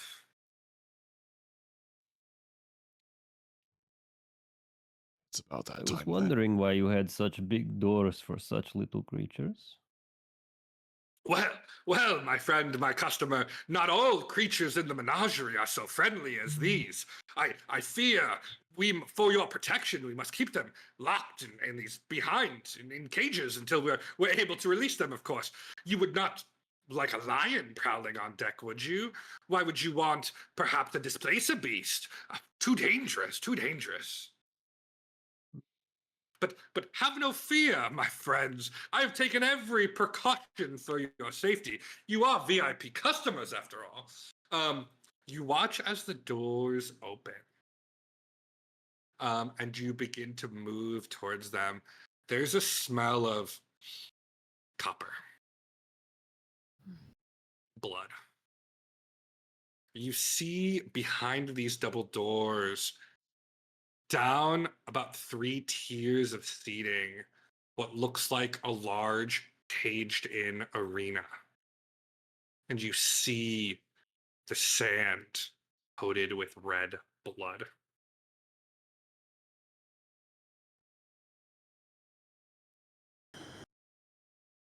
How So you Jim, don't how clean far up is he? after them. Oh, sorry. Sorry, what How was that? far is he from us? He's about 30 feet in front of you. He's turning around. He's gesturing. He's like, I have wonders inside of which you've never seen. We'll see a rabid, displacer beast pitted against lions and tigers. It will be a show unlike you've ever seen. You can even gamble on it. It is truly a marvel unlike any other in the world. So he's on the same floor as us. Like there's nothing in Yeah. between us. Yeah, he's like walking down to the arena. He's like, you guys are through the double doors. He's like descending the stairs as he's like gesticulating around. I Can- would like to whisper to Alarie real quick. Little something, something. I'm gonna like retreat to the back. I'm assuming Alarie is a bit further back than, perhaps like the people at the front. We should cut this before it starts. What do you think about going around the stalls and sneaking along? What does the others think of this? I'm just talking to you. You can ask them, but you know, I don't know what they have in mind. This is not my fight. This is Scarlet's fight. So, Alarie goes up to Scarlet and like tells her about it and what she thinks.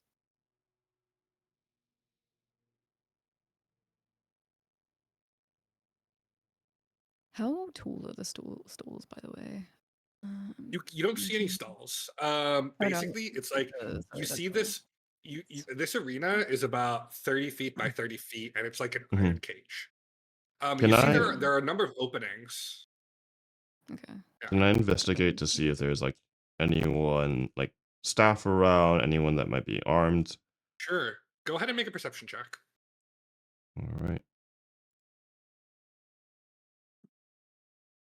24. Okay. Wow. You see the sort of tiefling who was there is still there. He appears to be like limping towards a set like a control panel, like a set of levers and such. Otherwise, it's just Malachi. Malachi is unarmored. He just wears this like attire. Sizing him up, I mean, he does not look like a combatant. He does have a weapon in the form of a whip at his belt, but like he's not wearing any armor. He's a big target. Like you've killed hundreds of men deadlier than him before. A moment, please. And Caldwell will walk up to him, put a hand on his shoulder. Might I ask you how you started everything? In the other hand, I know that Scarlet is hiding behind me. I'm going to gesture with my hand for her to ready herself. Well, go ahead, Scarlet. No, I'm gonna let him finish, and then Okay. once he's done talking, I'm gonna fly over to his shoulder. He sort of gestures. He says, "Well, my friend, about 20 years ago, I realized there was a niche that could be filled. You've seen carnivals before, lions and tigers and bears, but we live in a world of wonders. Pixies, dragons, displacer beasts. Why not a carnival for the magical? Now, I have grand plans of traveling the plains. Grand plans. But of course, I must start in my home of Atlas. But I plan to take this carnival to the seas of a number of plains. We'll travel. We'll go to the Fey Courts. We'll go to the Shadow Realm. We'll go wherever the wind takes us, showing the most wondrous carnival." You talk too much. He's going to take one finger and put it right on the greasy man's lips. I have a friend, you see. A friend I made a promise a long time ago, who has been dying to see you. You should say hi. You're quite familiar with her. I'm gonna land on his shoulder, not on Malachi's shoulder. Still as a bird, mind you. Yeah. You see he like looks at Caldwell and his hand begins to sort of stray towards the whip. And then He thinks better of it and just sort of looks at Caldwell. I'm gonna say, again, still as a bird, I'm gonna put my beak against his ear. I'm gonna say, you are never going back to my home. And then I'm gonna cast Vampiric Touch at level 5. Jesus Christ. Okay. Go ahead and make a melee spell attack roll. That's a natural 20 for a 30. Oh my god. Okay. Roll critical damage.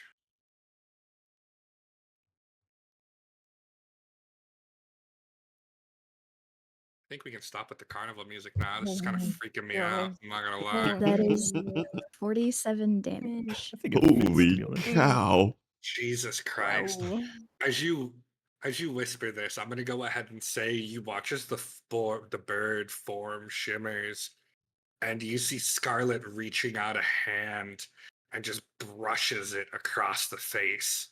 You immediately watch as the flesh on the cheek begins to disintegrate, revealing the musculature below. You watch as Malachi begins to shrink and contract, as though all of the liquid is being pulled out of him. He sort of reaches ineffectually towards you as you bat his hands aside. I mean, with that much damage, like, he's dying. As he sort of like ineffectually reaches his like withering hands towards you, he can't speak. But if there's anything you want to do, you have about maybe 30 seconds before he's dead.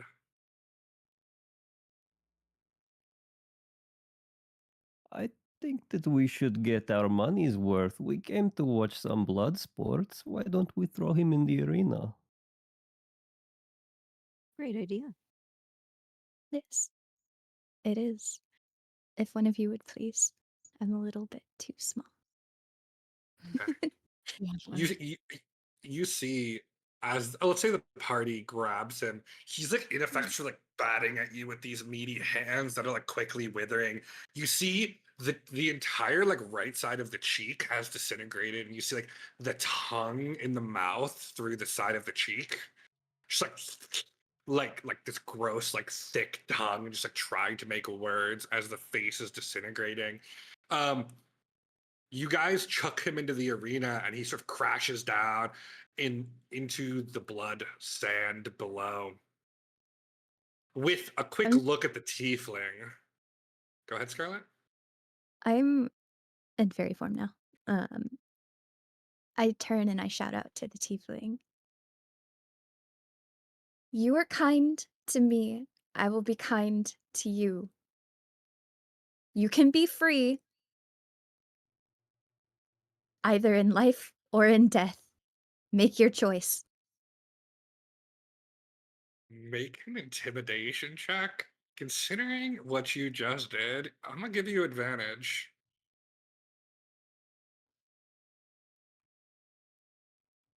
That is a 12. That is good enough. So this guy is fucking terrified of you. You watch as he looks at you, looks down at his former master, looks at you again, grabs the levers and pushes them up. You watch as bars are opened.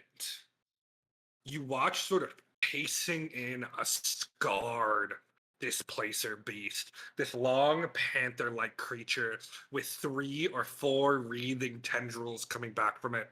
From the other side, you see a scarred red drake, about a 6-foot-long serpentine semi-dragon, sort of wreathed out. They look at each other. They look towards the center of the arena. They advance on Malachi, who throws his hands up. You watch a show. You see blood sport, but it was not what Malachi pitched it to be, as he is ripped apart by these two hungry, angry creatures. And that, my friends, is where we will take our break.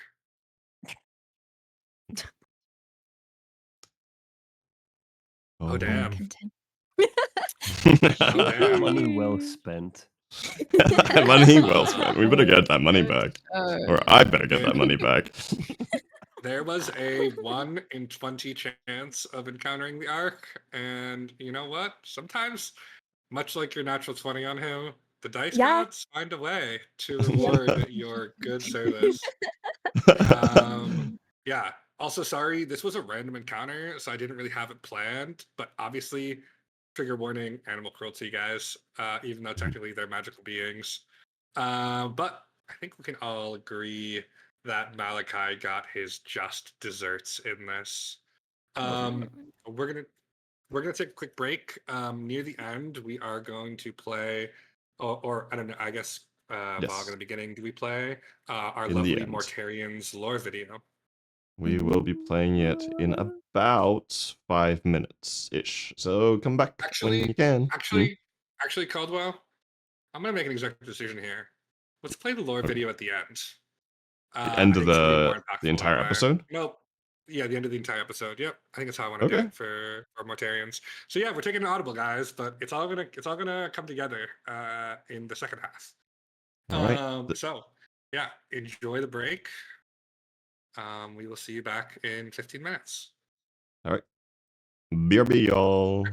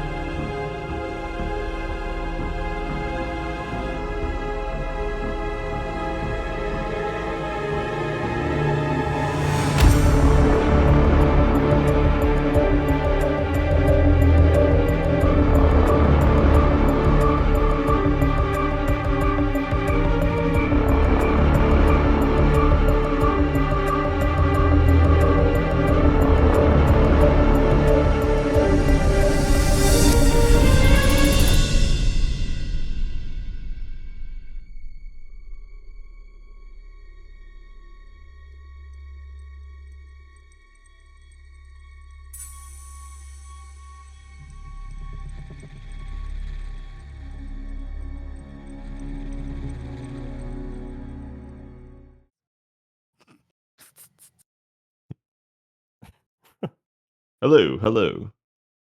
And we are back in it. Dear Dom. All right. Well, we can certainly move off this unpleasant fellow who is now dead. Welcome back, everyone, to Reverie. Um, yeah. In the aftermath of what just happened, there is some work to be done and some decisions to be made about the fate of the Ark. So, Scarlet, what do you want to do with the Ark and the animals and sentient creatures kept within? I'm gonna fly up to the tiefling. I'm gonna say, we've known each other. Well, we haven't really known each other, have we? But we are familiar enough. I'm Scarlet. I was once You watch. locked in these cages too. You watch as he sort of nods, and you see in your fairy form the eyes light up with recognition. He sort of lets out like a ah, ah, and as the mouth opens, you see he has no tongue. You were just as much of a prisoner as we were. He nods. And then I'm gonna like fly up to his forehead and kiss his forehead and cast Cure Wounds. I know it won't like heal his tongue or anything, but like to kind of take, because he looked like he was injured, right? Or like in pain earlier. Yeah, you see he sort of leans heavily on his right leg. And you do feel the healing magic take hold, and you see he sort of pulls up his left leg, and you see it's like twisted, like it's been broken a number of times and not set right. I'll do the Cure Wounds. And I'll say, we're both free now. But these guys, Oh. everything on this hellscape of a ship deserves to be free. If you can take them back to Reverie and tell them the bird sent you, then they can help get these things back to where they belong. Or actually, hold it. I'll write a little note for you to take with. He sort of nods and like gestures to his mouth. Mm-hmm. Yeah. Is there enough food and water on board to make it there? He nods. All right.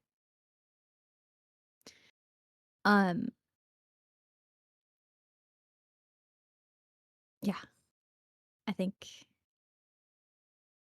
I got my point across, so I fly back over to Caldwell. Okay. He looks over at Scarlet. Are you alright?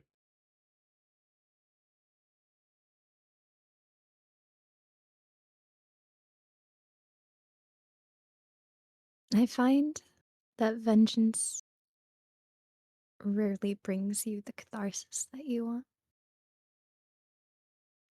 But I at least know that nobody else will go through what I went through. Not anymore. I don't have that luxury. Come on. Let's get out of here. All right. You guys return to the ship, and as you do, Scarlet, you see on the deck, still in the cage, is the pixie.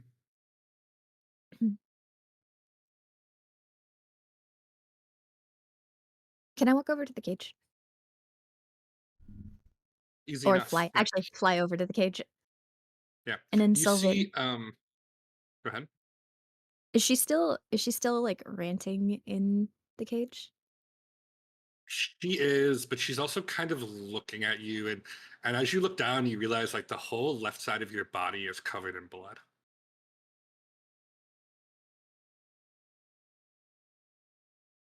From where you touched him. I'm gonna hold out my bloodied hand to the cage.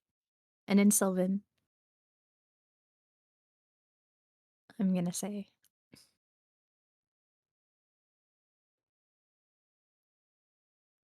it was mine to take, but it has been taken. She sort of grabs your hand and then runs a little tongue across your palm, smiles, and says, I will eat his flesh. I I'm will never forgive him. Can I pick the lock on the cage? You can certainly Or try. open it? She, given her like humanoid intelligence, is in a cage without a lock. But go ahead and see if you can pick the like opening. Is it a sleight of hand? It'd be a lockpicking check, so it's just a dexterity check. But then you don't add your proficiency because you're not proficient in lockpicking tools, I imagine. What if I had a lockpick? Question mark. You're no, still I not think proficient in lockpicking. Oh, okay. I'll go with you. I'm gonna try it myself first, and then if I can't, that's 10. You don't really know what you're doing here. Like you take like a Alarie! piece of metal and you sort of jam it in. Alarie! Alarie! Help! You call for me? So Larry just like goes up and we're like, what do you need help with? Can you help me pick the lock, please? I Alright, tried on to it. be cool. It didn't work. Maybe I can teach you later. Yes, please. Okay. All right, go ahead and make a sleight of hand check. You're proficient, so almost certain to succeed. But let's see what you roll. It's also 14. Still good enough. Okay, good. It takes you a little bit. This lock is weird. But you manage to pop it open. The sprite sort of backs into a corner away from the opening and hisses at you. Oh, is she supposed to do that? She's been abused for God knows how long. I'd be surprised if she didn't. And then I turn to her and Sylvan. He's down below. His body is yours. But please do not hurt the tiefling. He's gonna get you guys home. Make a persuasion check. Okay. And that is a 16. That's good enough. You watch Alarie, she hisses at you with hateful eyes. But as soon as you back away from the cage, she darts out and then, in a wink of light, disappears.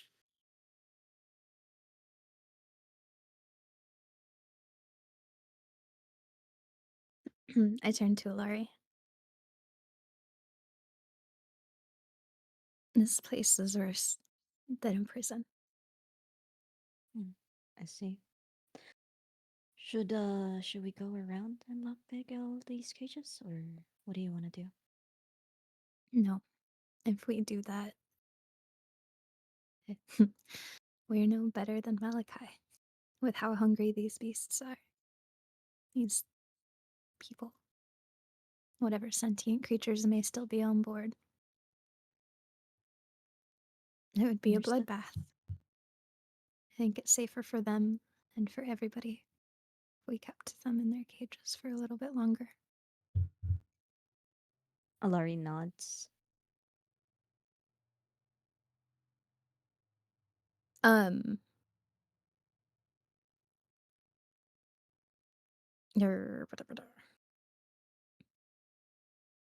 I will.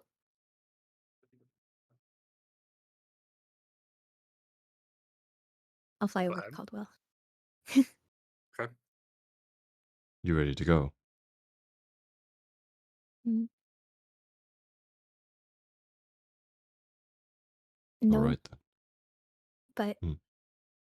I can't stay either. I think It's time to it's best if we go. leave this place behind. I'll be safe. Reverie will make sure of it. Then let's go. Caldwell, if you wish, you have a relatively big crew for the fervor. If you wish, easy enough to spare like 5 or 6 to like watch this ship as it gets back to Reverie. No, I think it'll be fine. Okay. All right. With that, the party returns to the fervor and you sail off as the arc begins to ponderously turn around and return to Reverie. In the distance, as the day wears on, you begin to see high cliffs rising. Mortarian, these are familiar to you. These were your home. Tomorrow morning, you will be shooting the maw. Any preparations any of you want to take as morning dawns? Hmm. Hmm. How much crew do we have? Because we have us, and then we have. There are, of course, 1, 2, 3, 4, 5, 6 party members. One Uh-huh. who's a bird. I would say there are probably about 10 pirates on board, Okay. I including guess Garrick. Thyra's gonna go around and just like I'm gonna grab all like everything we can use to, as Garrick said, like hold us down. Specifically looking for very good holding chains for me. Go ahead and make an investigation check. Okay, cool. All right, please. Oh, 20. Hey! On Okay. something that's probably Nice. not too important, but We'll see. Okay. Um, yeah, you find. I mean, it's a ship. There's a ton of rope aboard. There is a brig, and it does have Mhm. chains in it. You definitely have the time to unbolt them from the wall and repurpose them to hold you down, which probably makes sense as the strongest party member physically. Yes, I would Um, love to do that, as long as it yeah. doesn't hurt the ship to, to take them away. During this time, you see Garrick going from cabin to cabin, and even your cabin, Caldwell, taking every lantern, every source of light, and he just festoons the deck with it. There are probably over 100 lanterns on the deck. Any other preparation you guys are doing for the moth? I want to pull Mortarian aside for a second. Okay. Hello. Yes. Hello. This thing, this creature you're so familiar with it, the thing that affects our minds, can it turn us violent against each other? Uh, maybe. I know it makes Maybe. some people disappear. They could have disappeared because they were killed. I'm not sure, but it's possible. Is there I'd be nothing we more can? worried about the vanishing part than the killing part.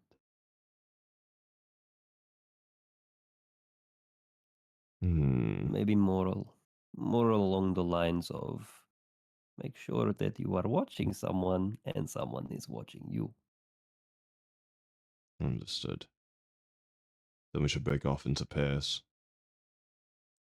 Make sure that we are always beside someone.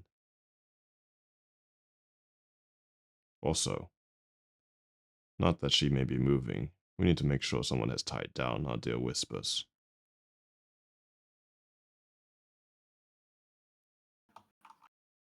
Smart.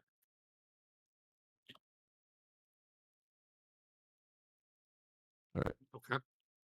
Do you guys want to pair off into pairs? And if so, which pairs are you pairing off into? We on deck. I'm personally going to take the strongest mast, I think, to secure myself to. If people want to join me over at that, probably. Well, I don't know how strong you are, Mortarian. Can I actually He's not very strong. Strong, okay. I think actually maybe then it's Caldwell might be the second strongest. Ooh. Can I Strong. Yeah. ask Mortarian a question real quick though? Yes. Sure. Mr. Mortarian, do you Hello happen to there. know what Fae. kind of creatures roam here? Like if they're fae or fiends or of the undead variety? There's a lot of animals. Mm. Some other things that I am not sure of. I don't think that they are like you. I don't think. I'm unsure. Mm. Okay. I think I have an idea, but they would have. Mm. Mm.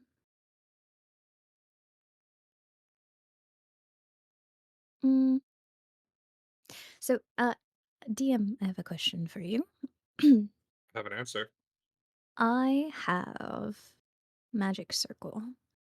And the wording on Magic Circle is choose one or more of the following types of creatures: celestials, elementals, fae, fiends, or undead.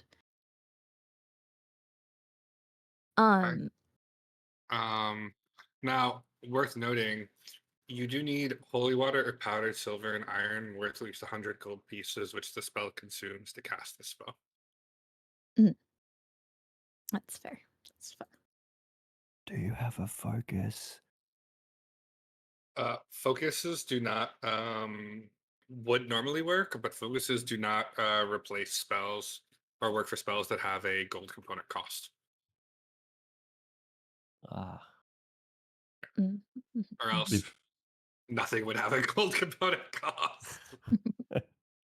If we have Um, the gold, I guess we're nowhere near a shop, so we wouldn't have the items anyway, right? Mm. I mean, I'm willing to hand wave. Like, she could have picked them up if you guys want to take 100 gold pieces out. What does this spell do? Well, I can read it to you guys, if anybody's curious. Please. If Okay. I can bring this spell. Wait, hold on. Where's my magic? You create a 10-foot radius, 20-foot tall cylinder of magical energy centered on a point on the ground you can see within range. Glowing runes appear whenever the cylinder intersects with the floor or other surface.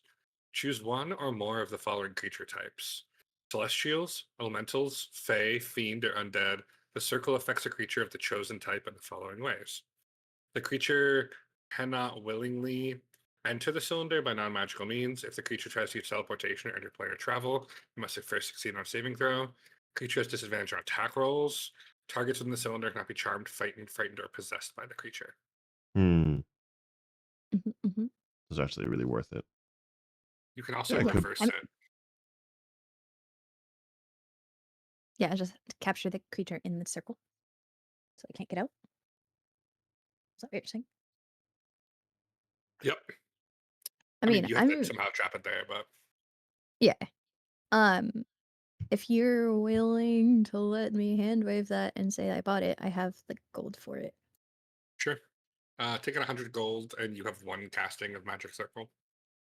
Thank you, thank you.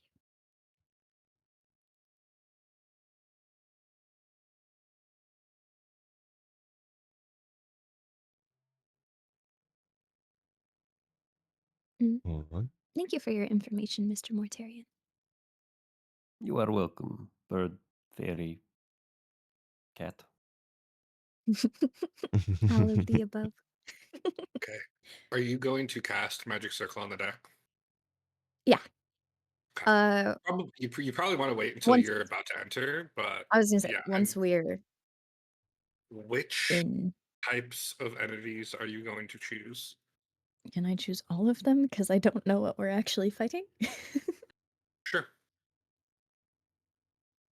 Will Um, this not allow me to teleport, by the way, or like make me no, because you're not a celestial, elemental, fae, Okay. fiend, or undead. Now, I will say, if you do choose this, if you do choose all of them, you are fae, so you could not willingly enter the circle. Cheerio. Scarlet. That's true. Can I exclude Faye from the list? Okay. So celestials, elementals, fiends, Elementals, and undead. fiends, and dead. Hmm. Okay. Oh.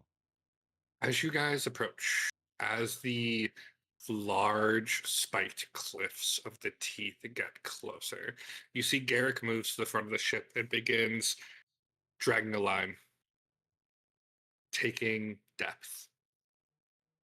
Caldwell, like I said, you know the ship is 2 fathoms deep, which is about 12 feet. That's the berth of the ship. Currently, you're well at like 24, 25 fathoms. Okay. Any other final preparation? Since I'll be at the steering wheel, I think I'll have to tie myself to the post where the steering wheel is. Yeah, easy enough. Yeah. Is anybody not tying themselves down? I'm tying myself down. I also wanted to cast daylight at this Okay. around when we're heading in. Is Uh, Whispers tied up on top of the deck? Because I believe all the light sources were on the top deck, right? she would. I mean, unless otherwise noted, she would be tied up in her room. Hmm. You could bring I'm her gonna up go to deck drag her then. on. I'm gonna go drag her onto the Yeah. top deck. Yeah, easy enough. You guys like drag her hammock up. I mean, yeah, some of the crew would have to help you, but no problem. You see the crew. There's a general sense of dread. Um, there is some drinking going on. There is some muttering. That being said, these crew members are so fucking afraid of Caldwell, they're not going to say shit. But there is a general mood of discontentment. Uh, the islands approach. You see why they're called the teeth, as they seem to jut from the ocean like teeth from a massive maw you can't see. Caldwell, maneuvering carefully, you begin to sail the strait between 2 islands of the teeth. A narrow, winding, uncharted route. The sea here is strange. The waves roll with a sluggish rhythm, and the cliffs on either side of you begin to loom higher and higher. Dense jungle spills down their black faces, and the sound of the sea, the cawing of birds, the lapping of waves, slowly begins to fade. The wind dies without warning. One moment the sails are full, the next they hang limp and heavy. The sea around you flattens, becoming still as black glass.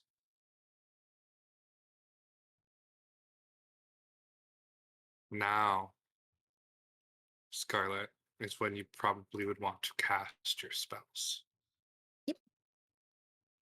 So I'm Okay. gonna cast daylight closer. So I would probably stick around Caldwell. I'd cast daylight near-ish to us, but also Okay. trying to hit as much of the Yeah, I mean, deck as I can. daylight has a huge radius. You cast it in the middle of the ship, and it sort of extends a zone of light. I believe it's 60 feet in every Yep. direction. Yeah, 60-foot sphere. Okay. or So radius the sphere. entire ship is bathed in bright daylight.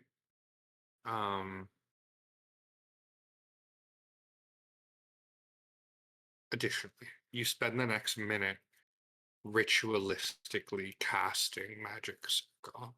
You watch as on the ground, probably containing all of the party, which is it's a 20-foot radius, so it's 40 feet, which is most of the ship. You watch as um Scarlet takes powdered silver and iron and sort of etches out this circle. You watch as she finishes and focuses. Glowing runes appear on the deck as the iron slowly sinks into it and sucked up by the deck. Preparations complete. I have another question. Sorry, one more. Last one, I promise. Can I prepare a bless spell for... And I guess my question is, if can I keep an eye on our party members?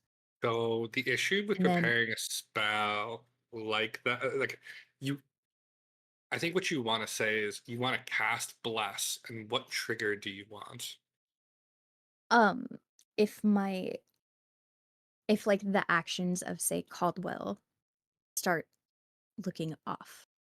Okay, all right. Does that So make if your party sense? begins to act off and or possessed and or something, you're gonna cast Bless. Yeah. Okay. The daylight wreathes the ship. And at first you wonder if it was really needed. And then comes the fog. At first it clings to the edge of the horizon. Then it creeps forward, tendrils reaching faster and faster, thick and pale as old milk. You see it wrap around your daylight spell, testing the limits of your magic. I need you to go ahead and make me a wisdom check.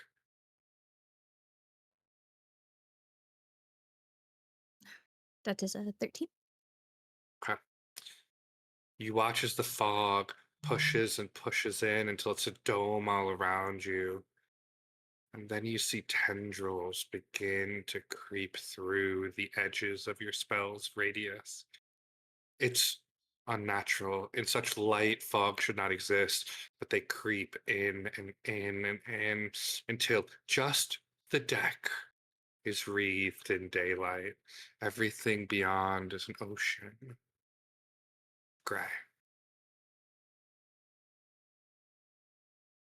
Garrick Storm at the front of the ship steadies the prow, eyes narrowed. He dips the lead line into the water and calls back, 10 fathoms. You drift forward. 5. The line comes up again, and you see it drip with strands of greenish slime that coat the cord. 3. All around you, through the fog, the water begins to glow. Not just shimmer, glow from beneath. A strange green radiance that pulses up from the depths, casting shifting alien patterns across the hull. Mortarian. From within the confines of the magic circle that is preventing you all from making saving throws, you do feel something calling to you.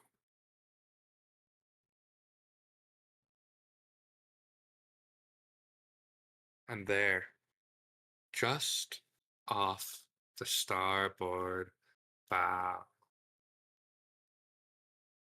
you see it. A figure standing on the surface of the misty water. A tall, gaunt figure, its thin, elongated body giving it unsettling presence. Its skin is covered in shifting tattoos that constantly wreath and flow, twisting into intricate, ever-changing patterns across its form. Tattoos ripple, never settling. Long, shadowy hair drifts weightlessly around its narrow shoulders. Its face, concealed behind the pale, cracked, human visage mask you know so well. The cracks extend, spidering outward from the hollow, dark eye sockets.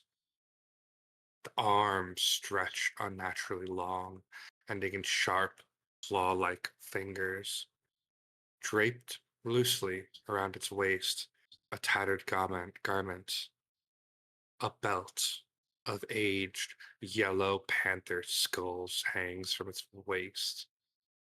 Its bare feet hover silently over the softly glowing water. Mortarian, you are summoned.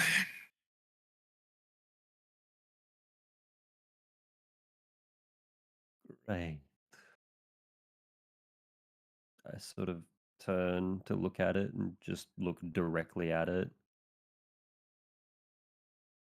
This is a very familiar figure to you. It spent so much time with you, guiding you, haunting you.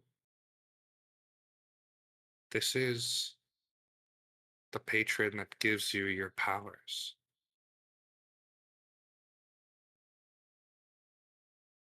Mortaria, it is time. So you send me away, and now you want me back. You had to go to return for this moment.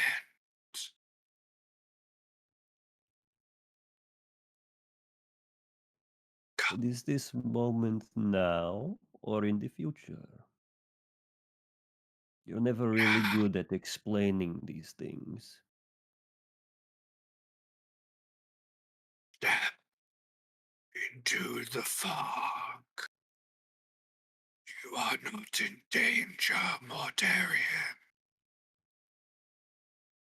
But the time of reckoning nears. I am aware of this, but I cannot just step into the fog. The others on the ship would kill me. By the way, the rest of you just see Mortarian talking to the fog. The figure replies, not let them harm you, Mortarian. I will return you safely. But we must walk the fog together. Come. I would like to. I'd like to insight on my patron here. Oof, hard roll. But go ahead and make an insight check.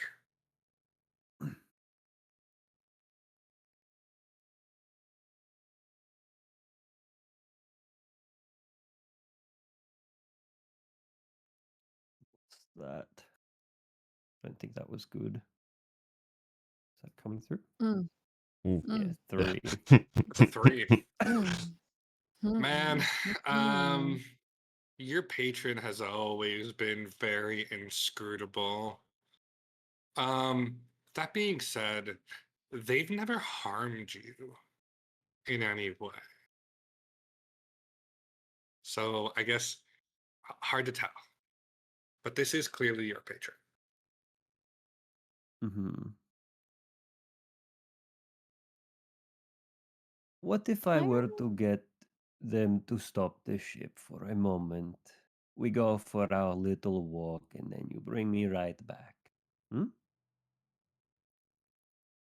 That bargain is acceptable. Very Thyra's well. gonna just, you know, give a little shout. Hey, Mortarian, Hello, what are you doing? talking to the voices in the fog. Don't worry about it. I think that's something to worry about. Don't follow them. Remember what Garrick said, okay? It's fine. Don't worry about it.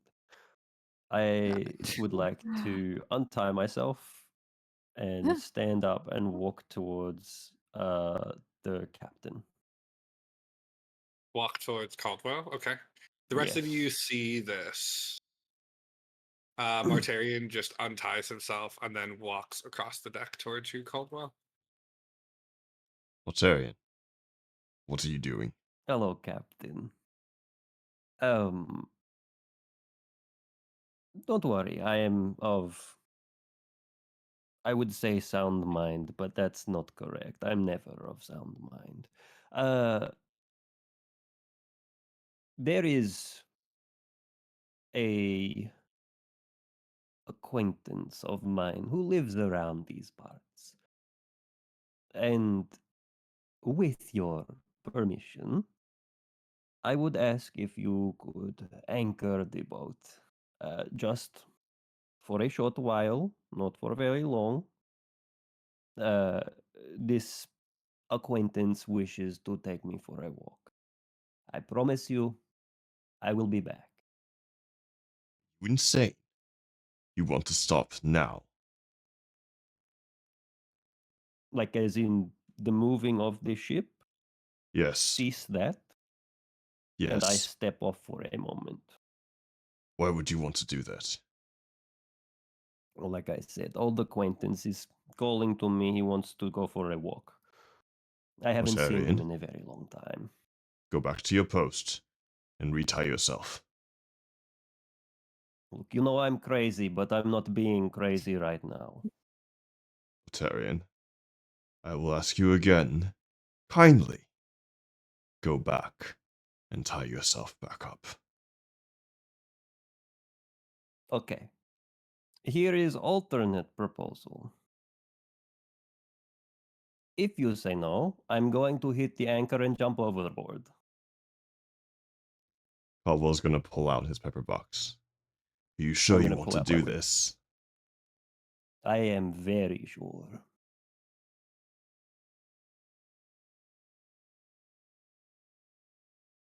I'm not crazy. I mean, I am, but not at the moment. You sound quite fucking crazy at the moment. I'm gonna pull back the hammer of my gun. Who was the only one who wasn't afraid to enter this place? Because you wanted to be here. No, not particularly.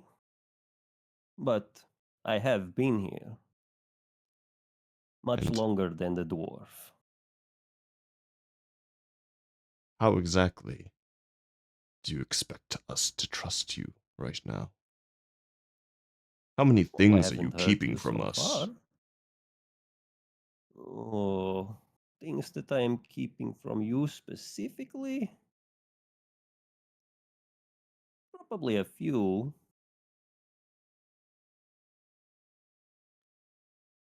Nothing too important. Maybe things like favorite color, favorite food, where I grew up. Where you grew up seems to be pertinent at the moment. Well, it's around here somewhere. Where I exactly couldn't is point around to it here? directly. Well, these islands. I'm not sure which one, but it's one of them. I know you don't trust me. I don't. That much is obvious. But I would like to remind you that if it wasn't for me and some of your other friends, I don't know if you wish to call them that anymore. But if it wasn't for us, you would have eaten that psychopath's heart and gone as insane as him. More insane than I am. Beg to differ. What if I wanted that? What if I still do? Well, I'd say you're a little bit crazy. Perhaps we all are. If you want to go Well, sacrifice as yourself, go do it, but do it without us. I will not stop this ship. very well.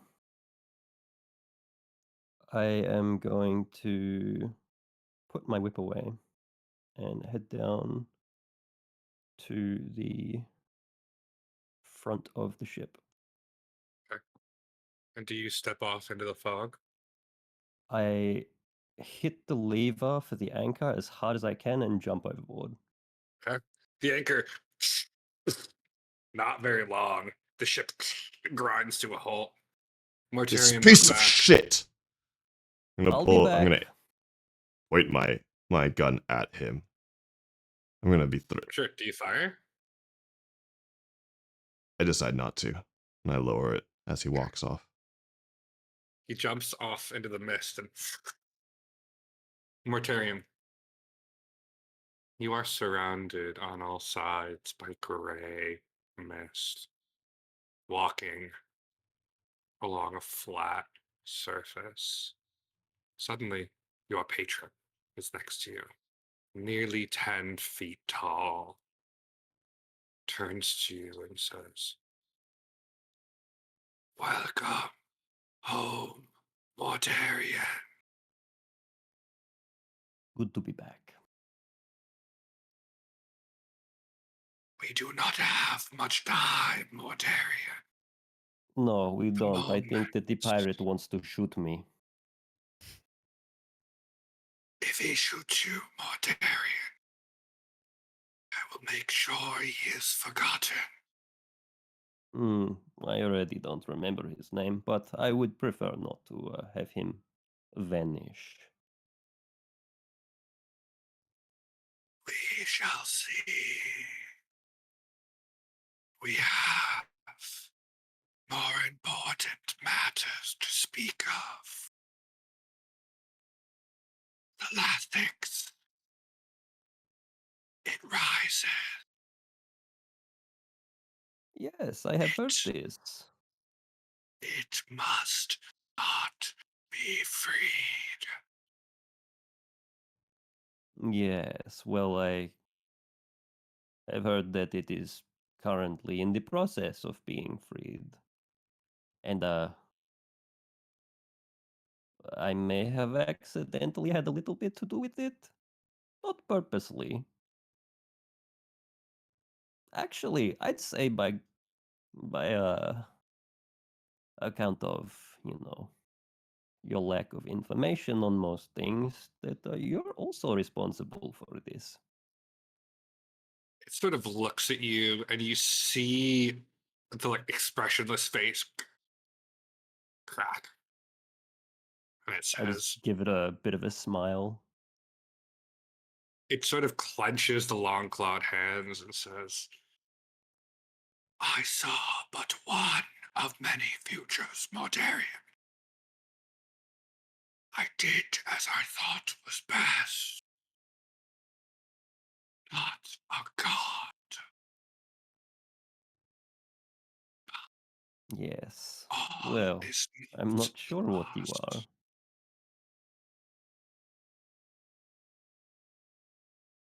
Ancient. I am unknowable. Apparently. Mortarian, Yes. if the last six is released, there will only be a brief window of time where he can be stopped. And you are sure of this. The last six is like a brother to me, as you humans equate things. He will be weak upon rising, or the divine spark that fuels him restores his power. He must be killed. This sounds like a good plan, but you just said something that's rather concerning for me.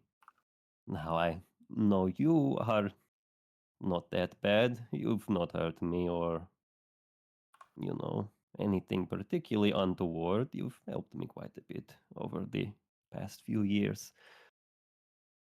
But this Thalassics, I have heard, is not very nice fellow. Uh, and he is your brother. Is this like a literal sense, a metaphorical sense? You go to the same tavern Oracle every now and then. text. We were created by the gods at the same time. My And mistress empowered me with freedom. The Lassix is a slave to Grumsh.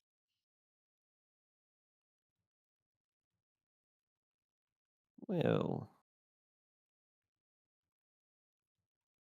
and if I were to go through with this plan of yours and kill the Lassix, maybe not necessarily me, but someone were to kill the Lassix, there would be no love lost between the two of you, no familial bonds that would be severed. The desire is death.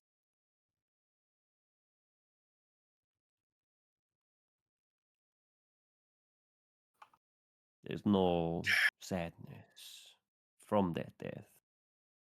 No reprisals will be made. We'll protect you and your friends. Well, you just said that you were going to make one of them vanish, so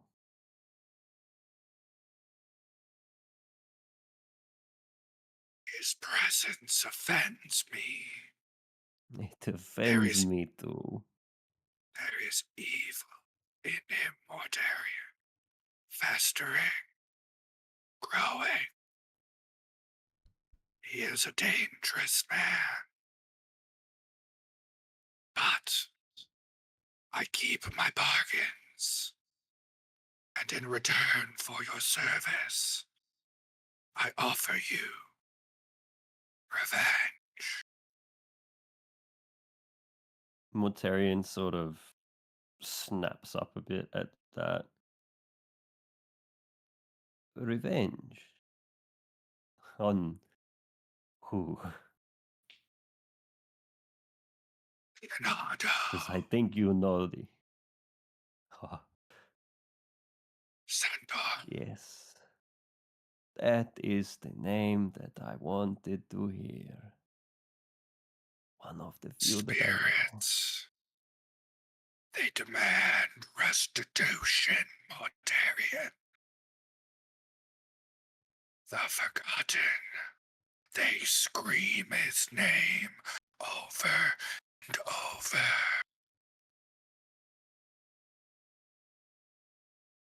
Yes, well, hopefully when this the last 6 is gone and you provide me with my reward, that name will disappear too. Your revenge need not wait, Mortarian. I require his blood. Willingly given or unwillingly taken. It Very matters well. not to me. Bring it to where it all began. Bring it to Eternita. Yes, I can do this. But I have one last question, and knowing you, I'm not going to get a straight answer. What, pray tell, do you need his blood for?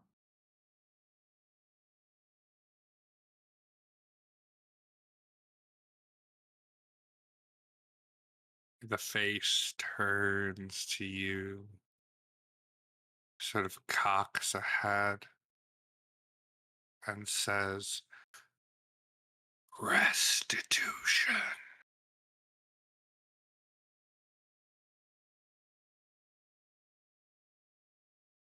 Just what I expected. Well, The spirit looks you over, Mortarian, and says, His blood will grant you power. I have power. More power.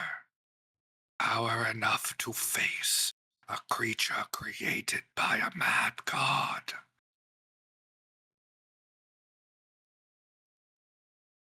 Well, I'm about to face a creature created by a mad god. So perhaps we can switch the order of operations here? When you leave Tel'Viera, sail first to Eternita. I will empower your friends and you to face the Lassics, but I must have his blood. The Forgotten demand it. This sounds like a fantastic deal to me.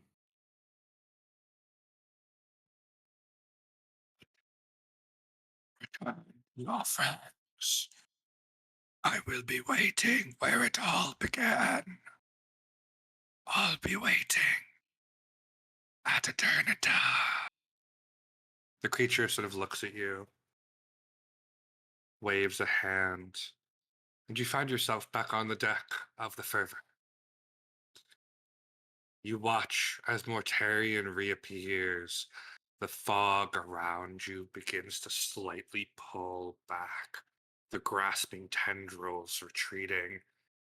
All of you on the far shore for a moment see the figure before it turns and disappears into the jungle.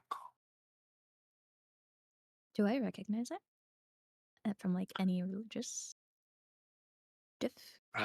God, make a very difficult religion check. Or no, probably not. 17. I mean, Mhm. something powerful. um, you know, I would say with the context you have, that's probably not high enough. Fair enough. So, okay. Well, with the I grind. Go ahead, Mortarian. I wanna head over to the, I can't remember what they're called, but like the circle spinning thing in the middle of the ship that you push on to bring the anchor up. Okay. Yeah, easy enough. You head towards it and crank it, and the anchor rises. I think everyone on the ship has a kind of a what the fuck moment as the ship begins to sail forward, and you've only been in the maw for maybe 2 or 3 minutes. And yet, looking around as the mist recedes, you don't recognize any of these landmarks. And as you sail forward about another 20 feet, your ship passes through 2 islands, and you see in front of you the glittering city of Tel'Viera. It is midday. Hours have passed, but it feels like it's only been minutes. Tel'Viera emerges in front of you. For most of you, this is your first time seeing the city. And as scary as the Maw was, so magnificent is Tel'Viera. Set upon towering cliffs of a crescent-shaped isle, its grandeur is breathtaking. It spills downward, cascading like a waterfall of marble, sandstone, and polished tile, suspended high above the crystal clear waters of the Azure Lagoon.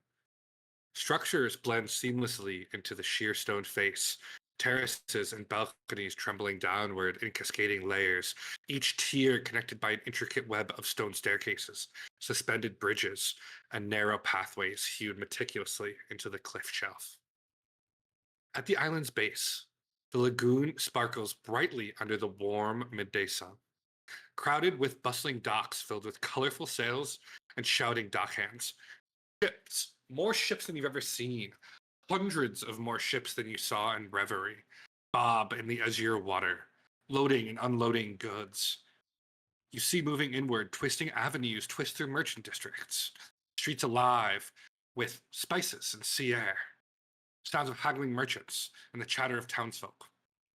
As your eyes ascend the city's dramatic verticality, the architecture shifts to luxurious villas and grand estates, their gleaming white walls and expensive windows.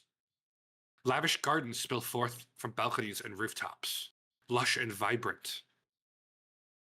You see a city not made up of 1 or 2 districts, but dozens. From bustling merchant areas to ivy overgrown art quarters to residential districts and perfumed foreign markets. There is a bit of everything here.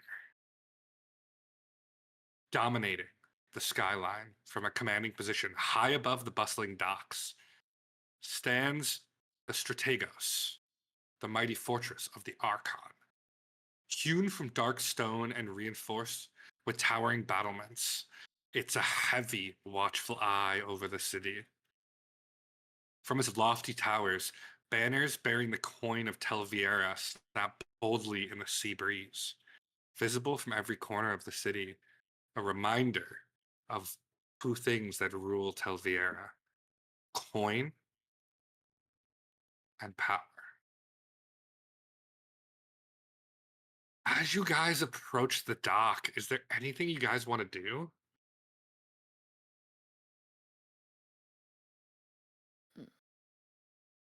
I'm gonna put Whispers back in her cabin if she's still on the deck. Easy enough. Yeah, easy enough. The crew is happy to help. They look shaken. Although for most of you, once again, it was only like 1 or 2 minutes that passed for a passage that normally takes hours.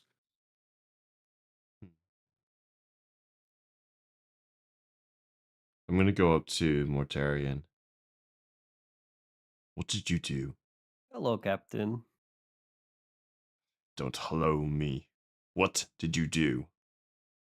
I didn't do anything. Actually, no. I hit the lever for the anchor and jumped overboard and talked to an old acquaintance.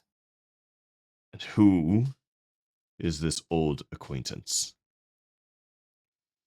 I'm going to be honest.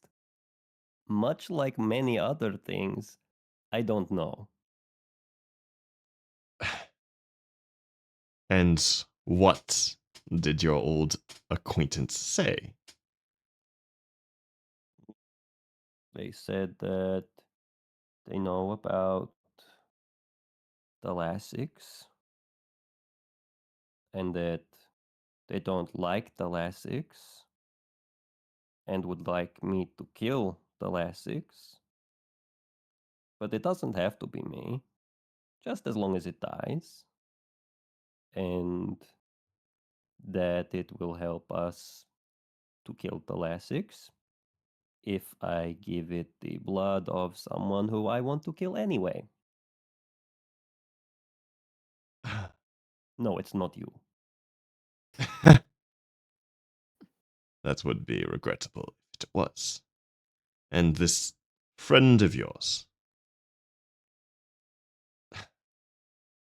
you believe it powerful enough to kill a god?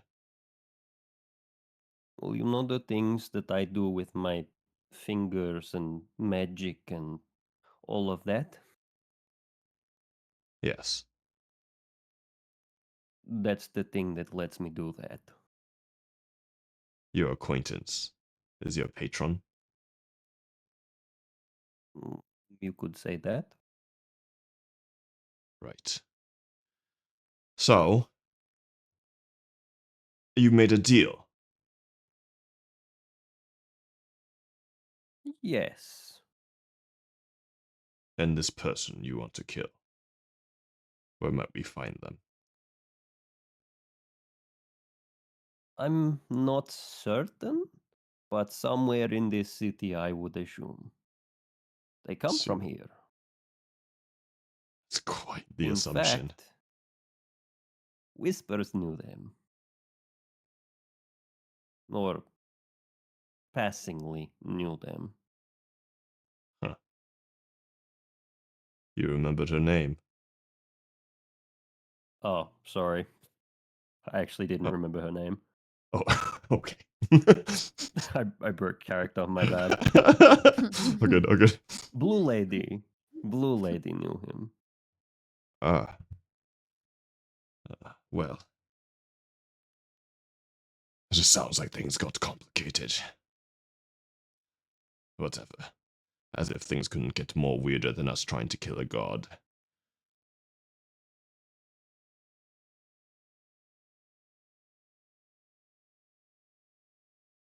With that, Trust um, me.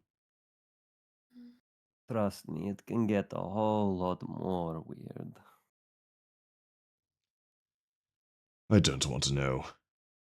And Caldwell will just walk off.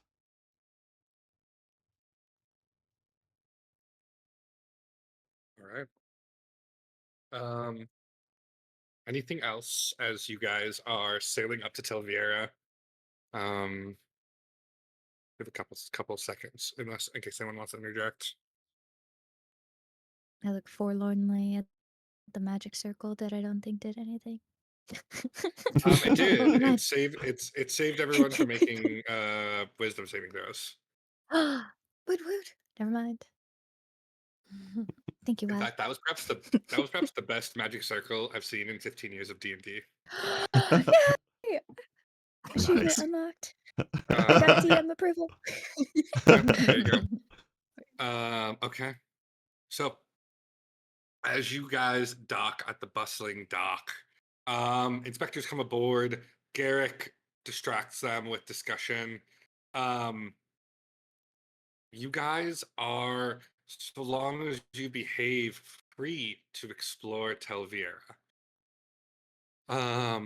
So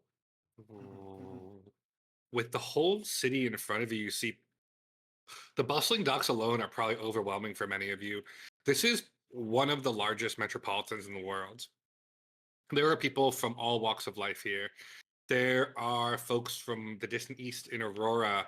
There are Abyssinian merchants like the Nikaba Akban. There are a number of Principate merchants and folks in Principate dress. There are sailors down south and west from the Cryptic Coast. There may even be here and there a few of the monster folk of Gorge Renas far to the west. It is a mix of people. You see Leonin from the Oreskos Badlands. You see the hardier, more rugged folk, trappers from the Neardal countryside. You see what you would consider in traditional European garb, your Falinorians, folks from Lorum, from Elysian, from Ravenspire. The world is very much at your fingertips here.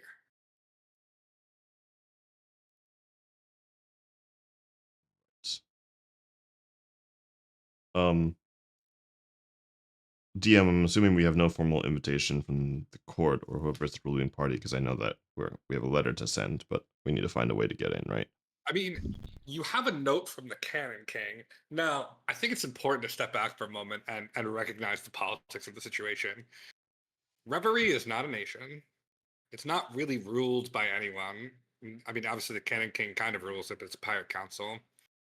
The Archon of Tel'Viera is the general of the Tel'Vieran army. Getting to him is probably going to require more than an introduction. Now, some of you would know, or at least Mortarian and probably Alarie, from the discussion that Whispers had, and certainly Scarlet would know, is that Whisper's father is a powerful noble in Tel'Viera, although you don't know any more about him. We know his name, right? I believe she did tell Scarlet the name Berthold Stromhaus. Mm. Yeah, and he was an asshole that made her mother disappear.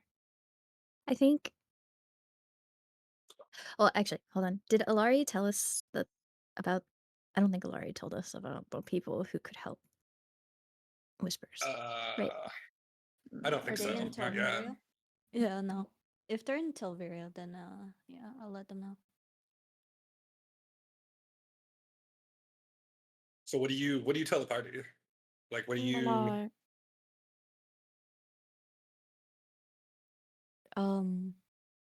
So I let them know Whisper's condition, what I read about it, and how there are people here that could help her. Where do you suppose we might find said people?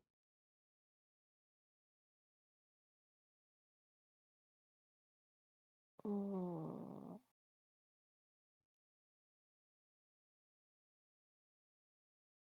We could try asking the magic shop. See if they know anything. Question Magic shop. Unfortunately, mark? this isn't like Reverie. I don't know where anything is. Perhaps we'll have to blindly stumble around and ask for directions. I do think that Whispers, though, is our best way into meeting who we need to meet with. Or at least her father is, and I don't think we're gonna see her father without her help. At around this point, Garrett comes over and he says, "Well, luckily I know the customs officials here. Still had some documentation from the Malefica that I just repurposed, but don't make too much trouble here. I did hear an interesting piece of gossip. I don't know if it's relevant or not, but apparently there's some hoity-toity folks from Aurora in town, some sort of cleric types about some sort of thing. It's the talk of the docks right now. I don't know much more than that, but could be a lead. But y'all know best. I'm just gonna be here. I do know a little bit about this town. If y'all need some help, I've been here a couple times. Right. Is Would you like there to be our tour guide? What was that? Alarie? I would just wanted to ask if Garrick had any important places that he would recommend us checking out while we're out and I about. mean, if y'all gonna come to Tel'Viera, I mean, he sort of points up, and you see at the highest point of the city is a single tower. He says, I ain't never been there, but if y'all have some money to spare, I heard that the best place in Tel'Viera is the Sin Spire. It's a casino, gambling, all sorts of things like that. It's where the real hoity-toity folks go. But Hmm. I ain't never been there. I don't know much about it. I mean, anything you could want here. You want Abyssinian spices, they're here. You want pelts from distant Aurora, they're here. Y'all want fruits from the Cryptic Coast, you can get them here. Anything your heart desires can be had if you have the coin. Hmm. We need aid, though, right? To tell people what's coming. People with power. I Well, mean, I'm sure your friend could tell you, but there don't be three powers in Tel'Viera.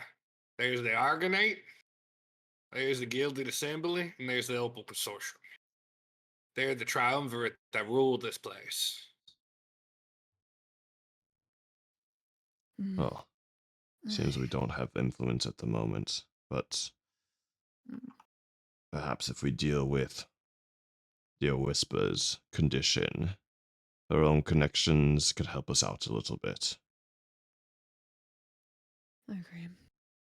Whispers first, then everyone else. We need her. Right. Alarie, what's the name of this person that we're looking for? DM, do I know the name of this person? You do not.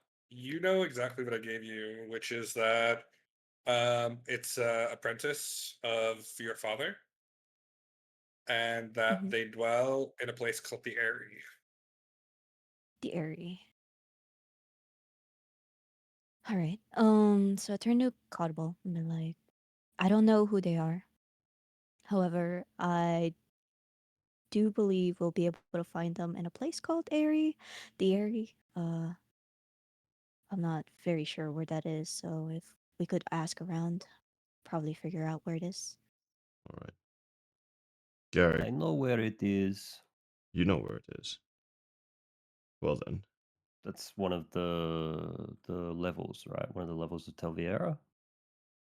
DM? No. No, Nope. sorry. I was just looking I through my mean, notes there, and I just realized it's yeah, not. yeah, no. No, I love it though.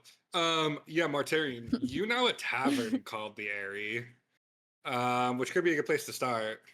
Um, It's a tavern, and I know my way there. Probably. All right. Lead the way then. But after you, dear winged person. Squawk. okay.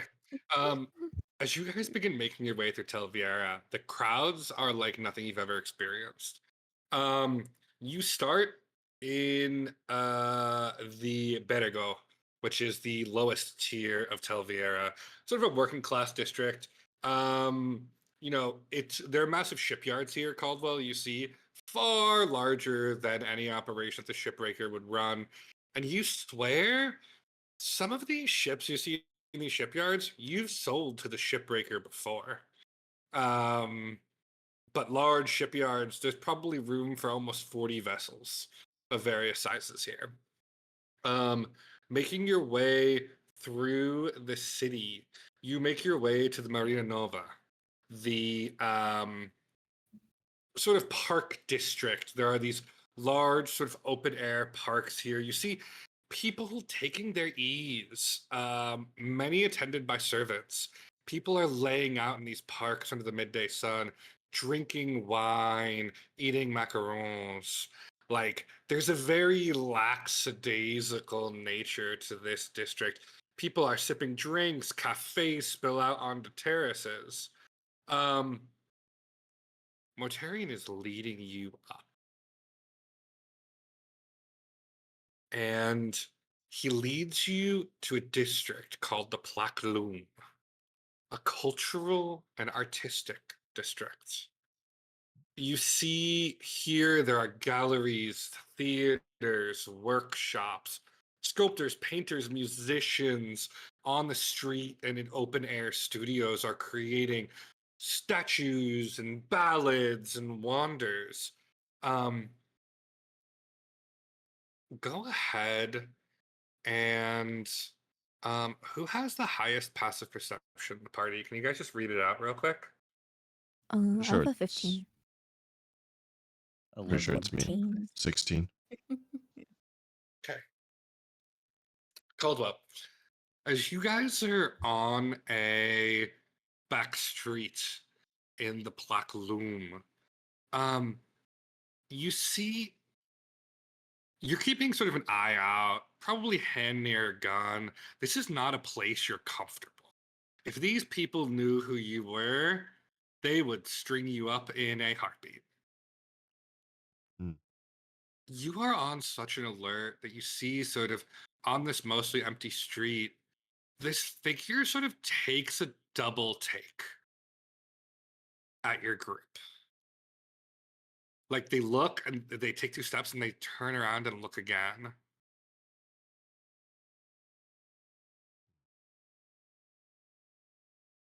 Do they do anything else after that? Do you continue to move forward?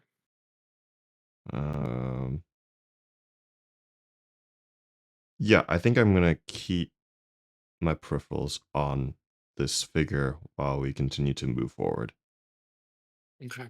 As you guys move down the street, you see the figure was walking the other way and sort of turns to follow you. I'll You see, it's almost certainly a woman or a young man by the size, maybe 5'2", 5'3". It's hard to see the face because they're wearing this like heavy or no, sorry, not heavy. This like light linen robe, sort of over their outfit. Okay. I'm gonna tilt my head over to Scarlet and whisper, "We're being followed. Tell the others."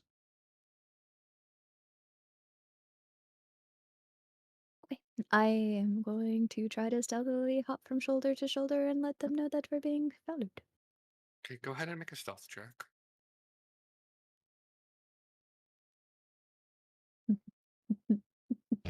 It's a natural one. You guys Nice. hear whispers in a really loud voice. Go. I think someone's following us. We're being followed. You see at this the person like freezes. Does everyone else notice that person now? I would say at this point, yeah, probably. Can I like inspect them to see if I know who they are or like what they are? Sure. Go ahead and make a perception check.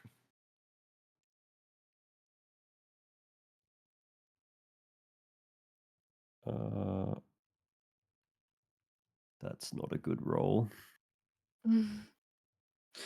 Oh. 4. Oh. Oh, Okay. we lost luck. You see as you turn to look and you examine them, the figure sort of turns away and begins to rush away. Alarie, I turn around and keep walking. Alarie. Yeah. The rest of Actually, us no. would be I duped. run. Oh, I mean, you already said you got the message. That's it. Yeah, I was gonna go after the person to stop him. Okay. Hey, sorry, give me 1 second. I'm getting a ton of background noise. Give me literally 1 second to close my windows. Immersion break. Hello, chat. How are we Hey, doing, Kat. How you chat? doing? How are you doing, chat? What do you now? Did you guys Say something eat? now, or forever hold your peace. I don't know. Has everyone eaten today? I want to know what interesting thing Squash. people have eaten today. Biscuits and gravy for Um, me. Ooh. Chicken. Okay, I'm back. I'm so sorry, chat. Coffee. Oh man, Yeah, I was I was about to hearing a show bunch of sirens chat in the something background. cool. So I just closed some doors. Okay, so the figure is like rushing away. What do you guys want to do? If I anything. chase after him. Okay. You see this like figure, relatively fleet-footed, is like rushing away from you. However, you're quite quick. I'm gonna go ahead and you're gonna make a contested initiative check Okay. and see if you go first. They're about 60 feet away from you. That is a natural 14 plus 3 for a 17. Okay. And that's a 14 from you, okay. Alarie, as you go to rush after this figure, they disappear into an alley. And by the time you get there, they're gone. Man. Ooh. Damn. Our What? rogue got Let's move on. outrogued. Is there any way I could like see which way they went? Or Go ahead and make a like, survival check. track them? Go Okay. ahead and make a survival check. That is a 20. 30, 20. Ooh. Okay. You go ahead and begin to make your way through this alley. You basically see it looks like a dead end, but there's actually a blind alley to the right. And you see at the end the figure rushing out into a busy street. After him. Okay. Go ahead and make me one more perception check. I'm gonna Perception give check, you okay. disadvantage because you failed the first roll. But let's see if you can find this person. Okay, disadvantage and roll. That is a 9. Okay. As you rush out into the street, you see these white robes are very common in this quarter. And as you look around, you see and you smell. You're in the Abyssinian district of town. You see a woman in it. You grab her shoulder and you flip her around. It's like an old woman. She goes, "What? My bad, my bad. Young whippersnappers these days. Just grabbing old women. Disgusting." She sort of spits at your feet. Oh, that was so rude. And then Laria just like sighs and just like goes back to where everyone is, telling them Okay. that she couldn't catch them. Too slippery. I'm sorry, you guys. Sometimes the bird just takes over. It's okay. We're doing good. Yeah, we're good. All right. All right. So, you guys continue to the Airy, which is a fine tavern in the Black Loom district. You see it's sort of an open air, almost like Spanish style cafe. Large terrazas where people are eating. As you walk in, you see there's a young half elf who is sort of standing in the entrance, and as you walk in, he sort of looks you over um, and sees Alarie and walks towards you and says, Excuse me, ma'am. Your friend left this for you. A friend? I cautiously take I'm assuming it's a letter.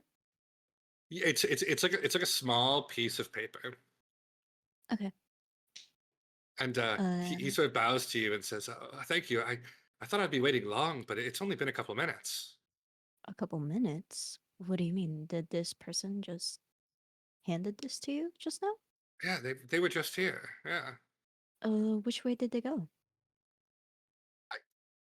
He sort of looks left, looks right, and says, "Couldn't really say." And what did they look like? Ooh. He says, I couldn't really say. So you take random messages from people and you don't remember what they look like? I, I, I, I, um, I swear, she, was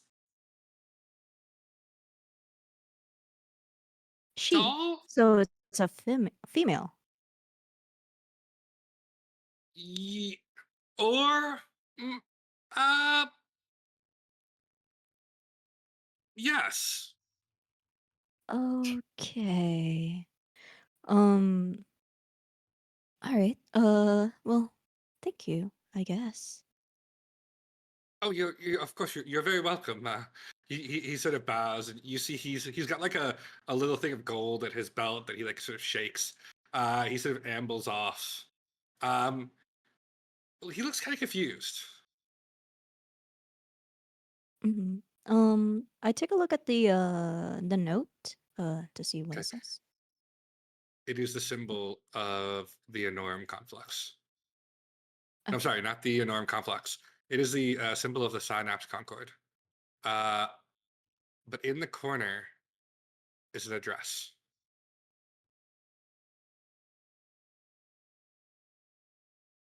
Address? Yeah, it says 391 42nd Avenue. Okay. Um.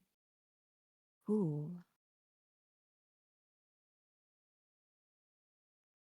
I turn to the party, to the crew, let them know this thing shows an address. I don't. Um, should I go there, or are we still making our way to the tavern? You're in the tavern right now. You're like in the Oh, we're in the entryway. You can tavern. see, Okay. yeah, you can see it's calling it a tavern is a misnomer. It's sort of like a Spanish cafe. Like these wide doors have been thrown open for the beautiful day. People are drinking wine and eating like small tapas. Um, People here like they're very rich and well put together. You guys look very out of place in like your battle stained gear. Uh, but if you have gold, you're welcome here. Hmm. Well, it seems someone's been waiting for us. We don't have much time. Perhaps we should check out this mystery invite of yours. All right then. A lead's a lead. Let's follow it. See where we end up. Huh? As long as it's quick. Okay.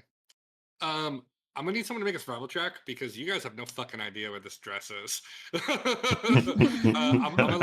I Someone can will either make make an investigation check to basically ask around, or a survival check to like see if you can like figure I'll out make a the survival streets. Okay, go ahead. That makes Can sense. I Okay. assist? Are you proficient in survival? Yes. Then yes, you may make that with advantage. Okay, I do another 14 and it's a 14. It takes you a while. But the streets in Tel'Viera are laid out in a very logical grid. Very Even numbers are horizontal, odd numbers are vertical. Because of that, after you kind of understand that, you make your way to a more distant part of the city. You make your way to a district called the Sombras, which is actually originally in a cave. And so the area above you, far, far above, we're talking hundreds and hundreds of feet, is actually where parts of the city sits on. Mm. The Sombras is a more shadowed district, although not necessarily in shadow, especially at this part of the day, it gets the sunlight. This is an older district, a less desirable district. Some would call this a slum. I would not. This is the old city. Things are older. It's made up of these narrow, twisting streets. There is people here. They're just of a different kind. As you make your way here following the gridded streets, you see, as you reach 390 42nd Street, at the edge of Plakloon, where the city turns into water, you see an old building. A building that rises in somber contrast to the magnificent excess of the city above. Worn stone exterior dulled by centuries of wind and salt. Definitely clearly recognizable as once some sort of temple. Clearly has seen better days. Moss creeps across the buttresses and between the tall arched windows. Vines curl up the side of the narrow tower. The cobbled road that leads to it is old and uneven, and you can see leading up to it are what could only be described as outbuildings. Smaller buildings, mostly collapsed. You see the main entry, a massive arched doorway, lies open, shadowy. This is clearly the place on the address, as a small, mostly overgrown plaque in front of it says.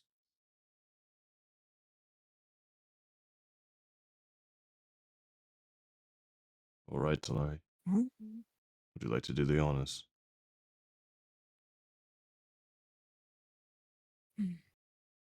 Reluctantly.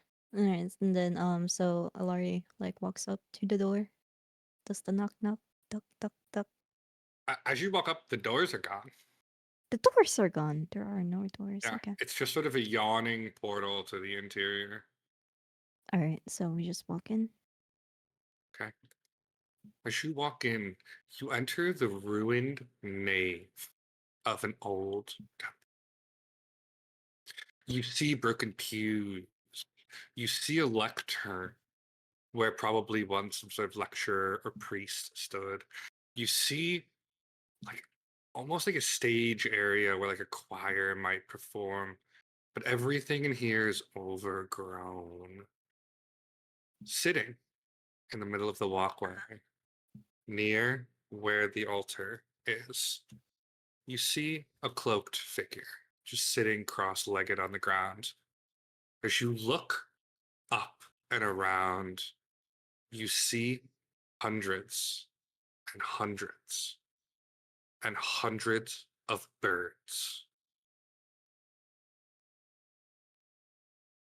You see pigeons, you see hawks, you see finches, you see even an albatross looking down from the towery nave of this place. At first, you think they must be statues until they move a feather, move a wing. Hundreds of birds. Mm.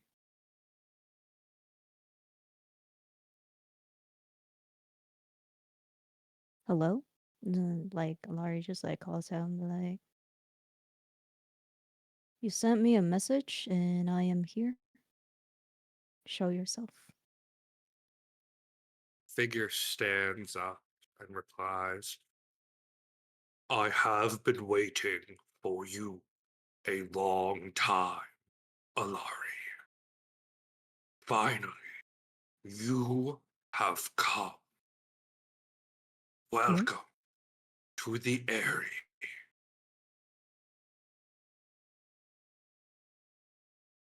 The Airy. Sort of gestures around him. You see, still heavily cloaked, and says, This place, this place that I have made my home, far away from the conflicts of the Concord. Here, there is peace.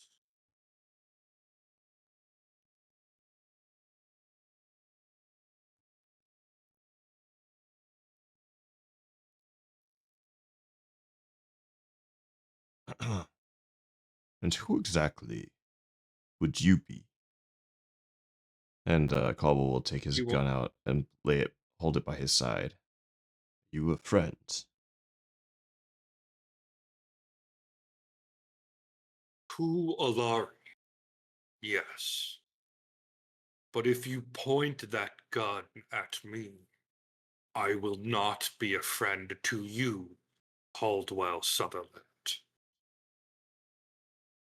Put the gun down, Caldwell. Holsters it. And then I turn over back to the figure. Let me ask one more time. Who are you and how do you know me? You watch as his hands move to the robe, and with a tears it in half, revealing an elderly earth Genasi with skin that resembles polished stone, textured by subtle veins of moss green and earth brown, giving his face the appearance of weathered marble. His eyes are a warm amber hue, glowing gently. He has his hair and beard of soft, snowy white. And he wears simple, comfortable robes in muted earth tones, deep greens and subtle browns. He says, I am a friend of your father. You may call me Orun.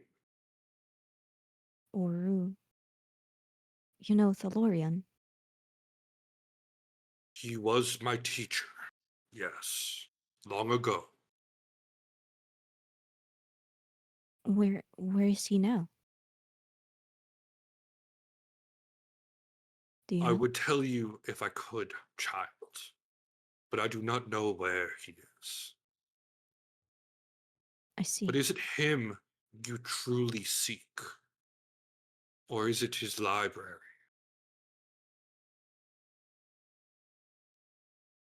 Perhaps a bit of both. I would love to meet him, but I also would love to learn from him. I have not seen my teacher in many years, young one. But I understand your desire to meet your father. I wish I could tell you where he is. But I can only tell you where his library lies. Okay. I'm all ears. Ravenspire. Ravenspire. Is that in this Yes. continent or No. It lies to the east in Falinor. I see. Thank you, Orun. Your father was interested in the planes. There is no better way to study this than in Ravenspire. The mages that rule there regularly open portals to other planes.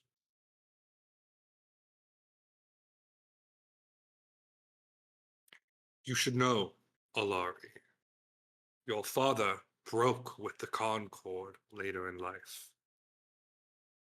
I know you still have connections with them, but your father left that all behind many years ago. May I ask why?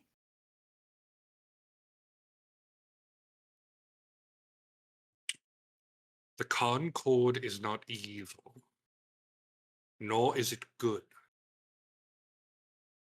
Some people must be chained for their safety, but others need not be tethered. The Concord believes that all psychics, all scions, must be taught a certain way, live a certain way. For some, that is needed. Others can embrace the freedom of choice. I was like you once, Alarie, a member of the Concord, and then I questioned. Why always be in the shadows? Why must the choice be loyalty or death? Could not some be free to find their own path, such as I have?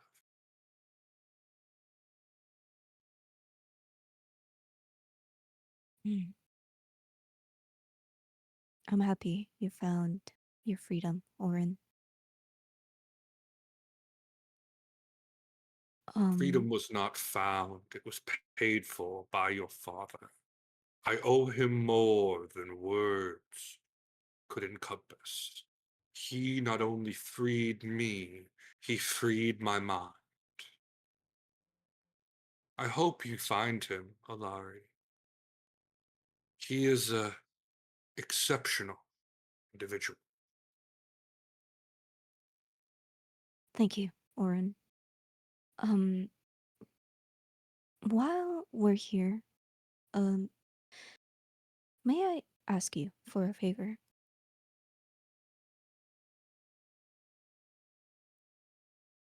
A friend of ours is currently in a comatose.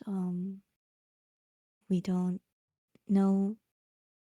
Well, all we know is that she's in shock.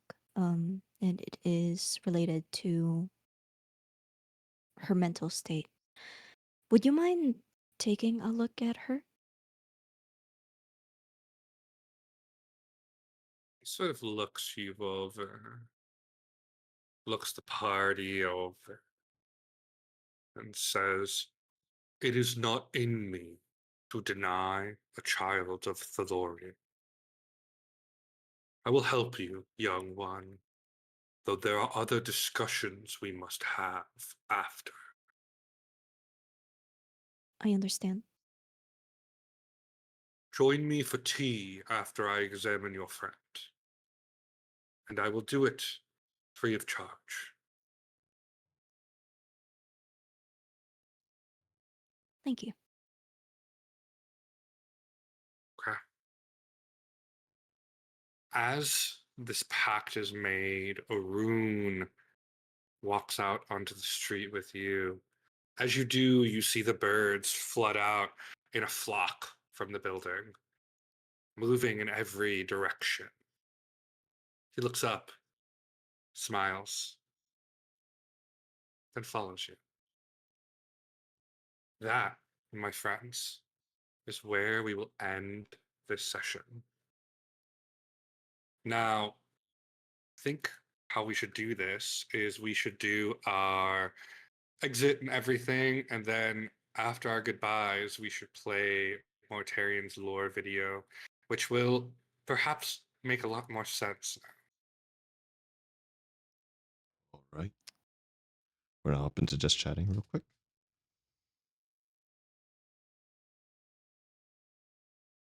All right.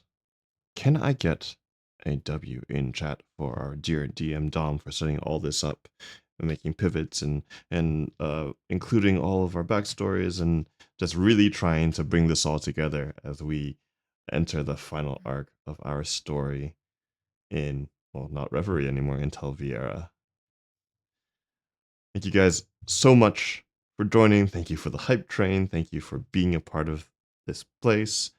Before we say our goodbyes, we'll hear from the rest of the crew, starting from the left. Oh, hello. Finally a Tel'Viera. I was thinking that entire time when we were going through the mall, I was like, oh damn, I should call this, Tel'Viera. So it'd be like Baldur's Gate, where it's like after 80 hours you finally get to the Baldur Gate, but it's Tel'Viera for us. Anyway, because it kind of was a thing I was like talking about the entire time, where it was just like, when are we gonna get there? We're gonna go. I'm gonna go explore. No, great time, good stuff. I don't really know what to say. I'm like crying. No, I hope you all had a fun time, chat. Exciting. We're getting to our, our last apps. Exciting. I'm excited. I am gonna pass over to Chirio, who can hopefully put her excitement into words better than I can. Oh no. I don't know about that. No, Um, I went to say you. no. Come on, you got it. No. Believe in you. Okay, Go. breathe. Lock in.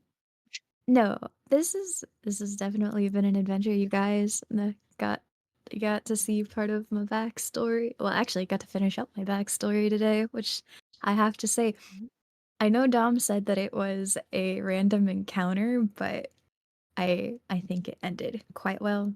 And nobody here would ever harm their animals, but remind people who are questionable. There is a Lottie that will haunt them if they hurt any type of animal. One shot you. I don't know. Lottie will one Yep. shot you. Exactly. Yeah. Exactly. My nat 20, the one and only. No, this has been a lot of fun though, you guys. And I'm excited to see what the last few will bring. Mr. Mortarian. Morticia. Indeed. Yeah, Mr. Morticia. No, I had a lot of fun that session. It was very fun to see Shrek get Shreked, get thrown into the pit and have his face melted. It was very good to get to chat to my old friend, who you'll hear a little bit more about in a couple minutes. And I mean, as always, it's fun stirring up Caldwell.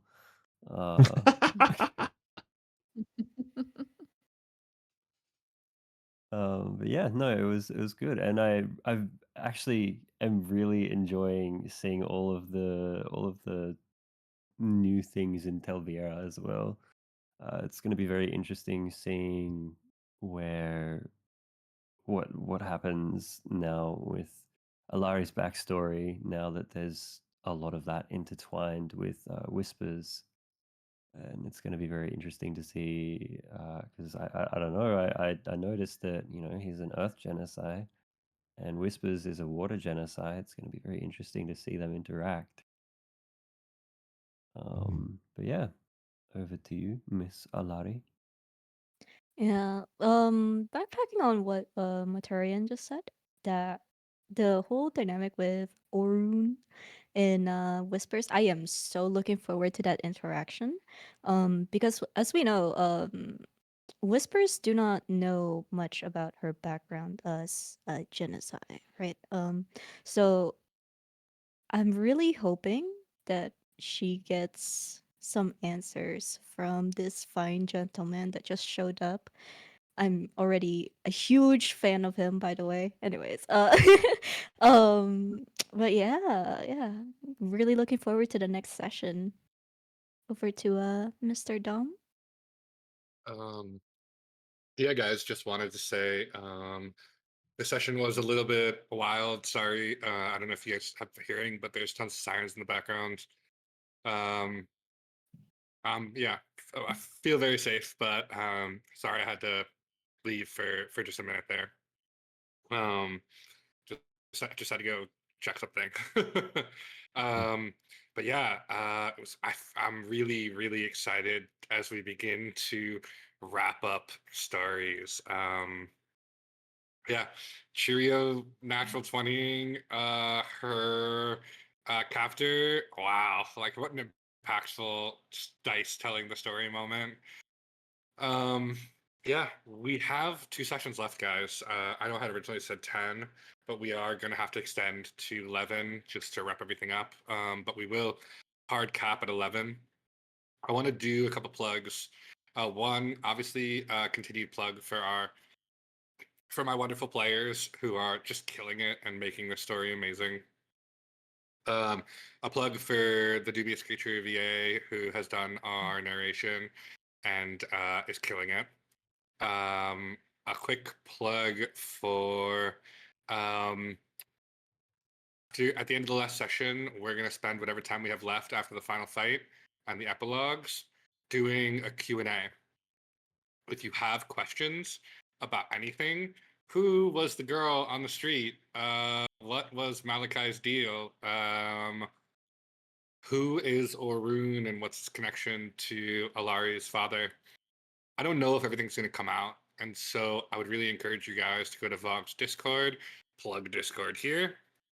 There's a channel called D&D Questions, and there's also a question called D&D Theories. So if you have questions, put them there. I will literally be taking questions from there to do the final Q&A, as well as letting the players ask whatever they want. So submit your questions there. Nothing is off limits. I can't reveal everything. But any questions you have about the campaign or the way I DM, throw them there. 2 sessions left, guys. We have a lot to wrap up, and a lot of it's still question marks. So let's see how everything sort of ends. But either way, it's been a remarkable journey. And yeah, I'll pass it to Vogue for the outro. Alrighty. Before I get into the goodbyes, I just a weird notice. You guys know that there's the live chat right there, right by Dom.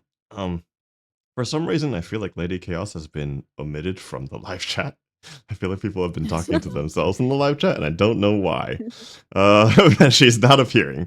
Anyway, that's just a little side thing. Lady Chaos, where are you? I'm Oh my staring goodness, at the Eileen. chat. I don't see it. Yeah, I actually don't see her there. But yeah, I guess that's just a thing. Maybe a Twitch glitch. Twitch glitch. Anyways, Really strange. let's say goodbye to the people in the chat, and I'm so glad that I asked you guys to W earlier, so I know who to respond to. Oh, there's so much spam. Hello, Necro. Oh my goodness. All right. Let's say. I'm gonna go back to staring at chat. Oh Hi, gosh. chat. Anyway. God. Goodbye, DJ Chirio. Goodbye, Zaylee. Goodbye, Numti. Goodbye, Alex Lamia. Goodbye, Cole Christo. Goodbye, Mookie Mook. Goodbye, Lady Chaos. Goodbye, Necro Noir. Goodbye, Selena Black. Goodbye, Aries. Goodbye, Dimmy. Who else am got on the list? Goodbye, Justin VDD. Goodbye, Alex. Chirio I turned think into I a got you. chibi. Oh, thank you so much for Chirio. Chipio. Thank you so much for the bits, Mookie, and thank you guys so much for the subscriptions. That mean a lot to any creator who happens to be streaming, especially the people that have joined us today. Go support them. Your support means everything to us, without which we wouldn't be able to keep creating. So thank you guys so much, and thank you for the cast for joining us. And stick around after we say goodbye here, because we're going to get into some lore with Mortarian. Chat, So, I demand cheese. cheese? I want chocolate in a I nap. want we want cheese, chocolate, and nap. Okay, chat. I am staring at you until we get those. I want macaroons. Anyway. Oh, macaroons too. Yeah, Give us some macaroons macaroons. specifically. Oh, yes, and goodbye, Tizzy. I don't know if I missed you in the list, but goodbye, Tizzy, as well. All right. With that said, we are going to say goodbye now. Oh, and one last note.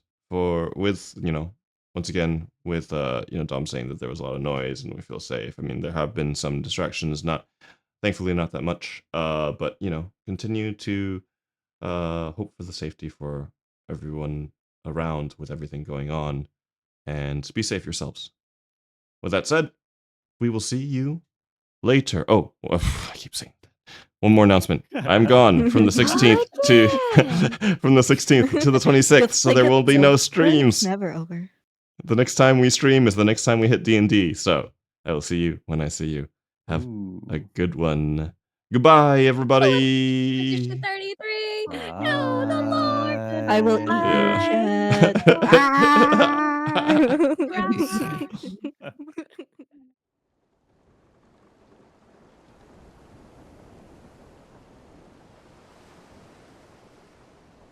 I do not know my real name, but if I am to be called something, you may call me Mortarian. It is strange.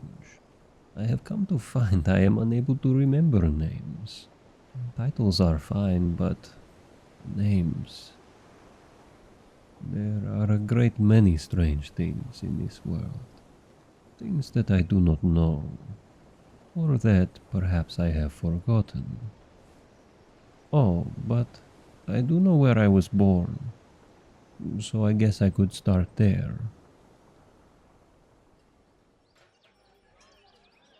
Quite some time ago, I was born into the glittering jewel of the south, Tel'Viera.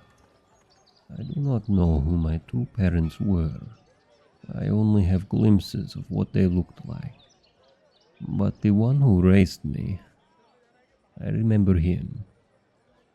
He was an old man, a trapper, who found me wrapped in pelts in front of his home one warm afternoon.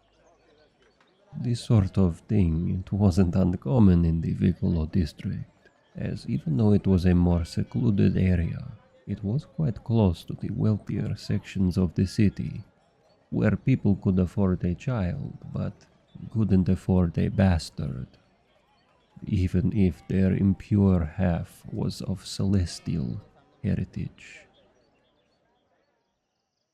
Due to my unique form, my adoptive father didn't let me leave our home often, unless it was to teach me the ways of the forest.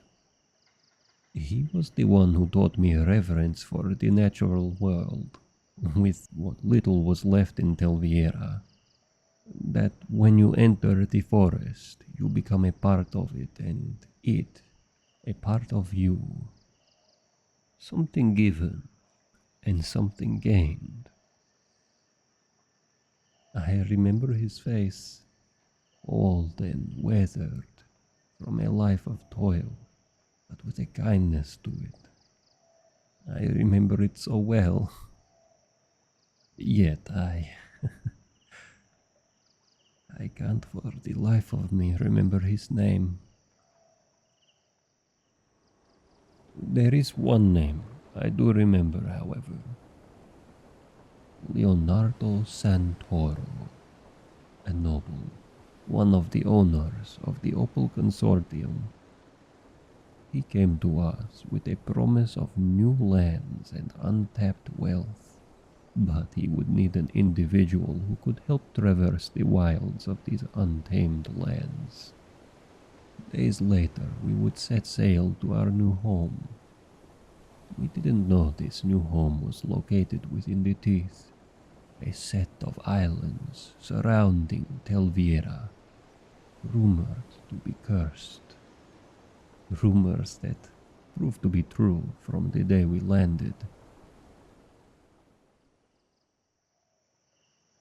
People would speak of visions, voices, compulsions, and dreams of beings in the forest, only to vanish soon after. Our colony of 300 became a colony of 280 within 2 weeks, and 250 in one more. But the people weren't dying. No, they couldn't be. No trace of them was to be found. They would vanish. Within a month, A third of the population had disappeared, my adoptive father being one of them. And on the eve of his disappearance, Leonardo would board his ship with his cronies from the consortium, supposedly to retrieve help. But I know that he intended to leave us to our fate, a sacrifice to whatever being he had angered by daring to trespass into their domain. A few others who had crafts that could brave the channels left as well, but for most of us, there was no escape. I too began to have these visions, hear whispers, and feel the compulsions. I was drawn to the edge of the forest, and there I was confronted with the spectre that had been calling to me. A man, but not a human one. One glance and anyone could tell this being was something else entirely. It wore a dark cloak of living shadows, where skin could be seen a swath of constantly changing patterns writhed and shifted and swirled, changing into symbols and glyphs I'd never seen.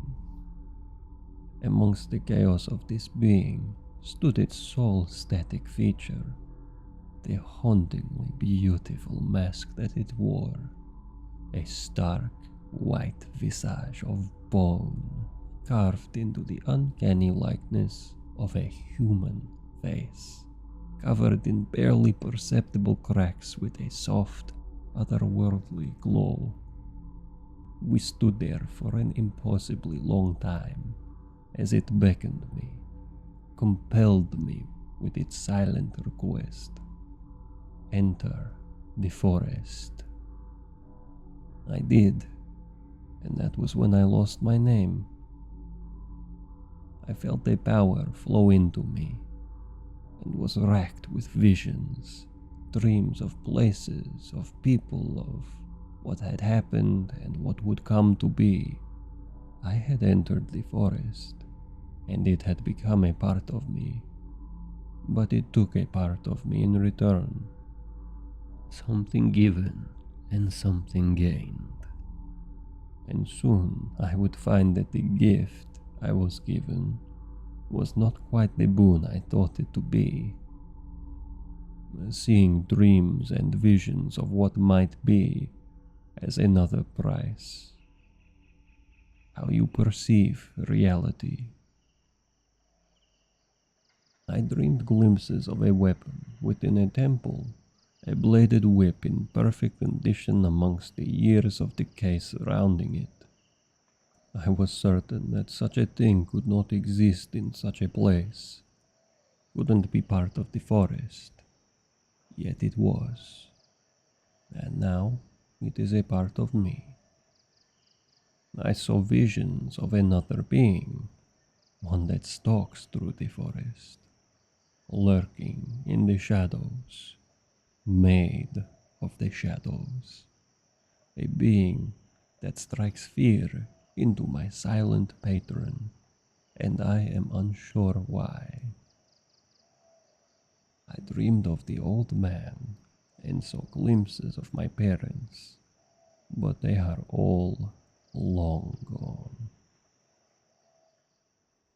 My most recent dream, however, is of Reverie, a place I have never been, of a box of ivory and bone, an item I do not possess, and of the only person whose name I know, Leonardo Santoro, dancing over the ashes of my home, my forest, me. But what I have seen is not yet to be, as the forest still stands. So I make my way to Reverie, following the only lead that I have. I give myself to this fate on behalf of the forest, What shall I gain in return?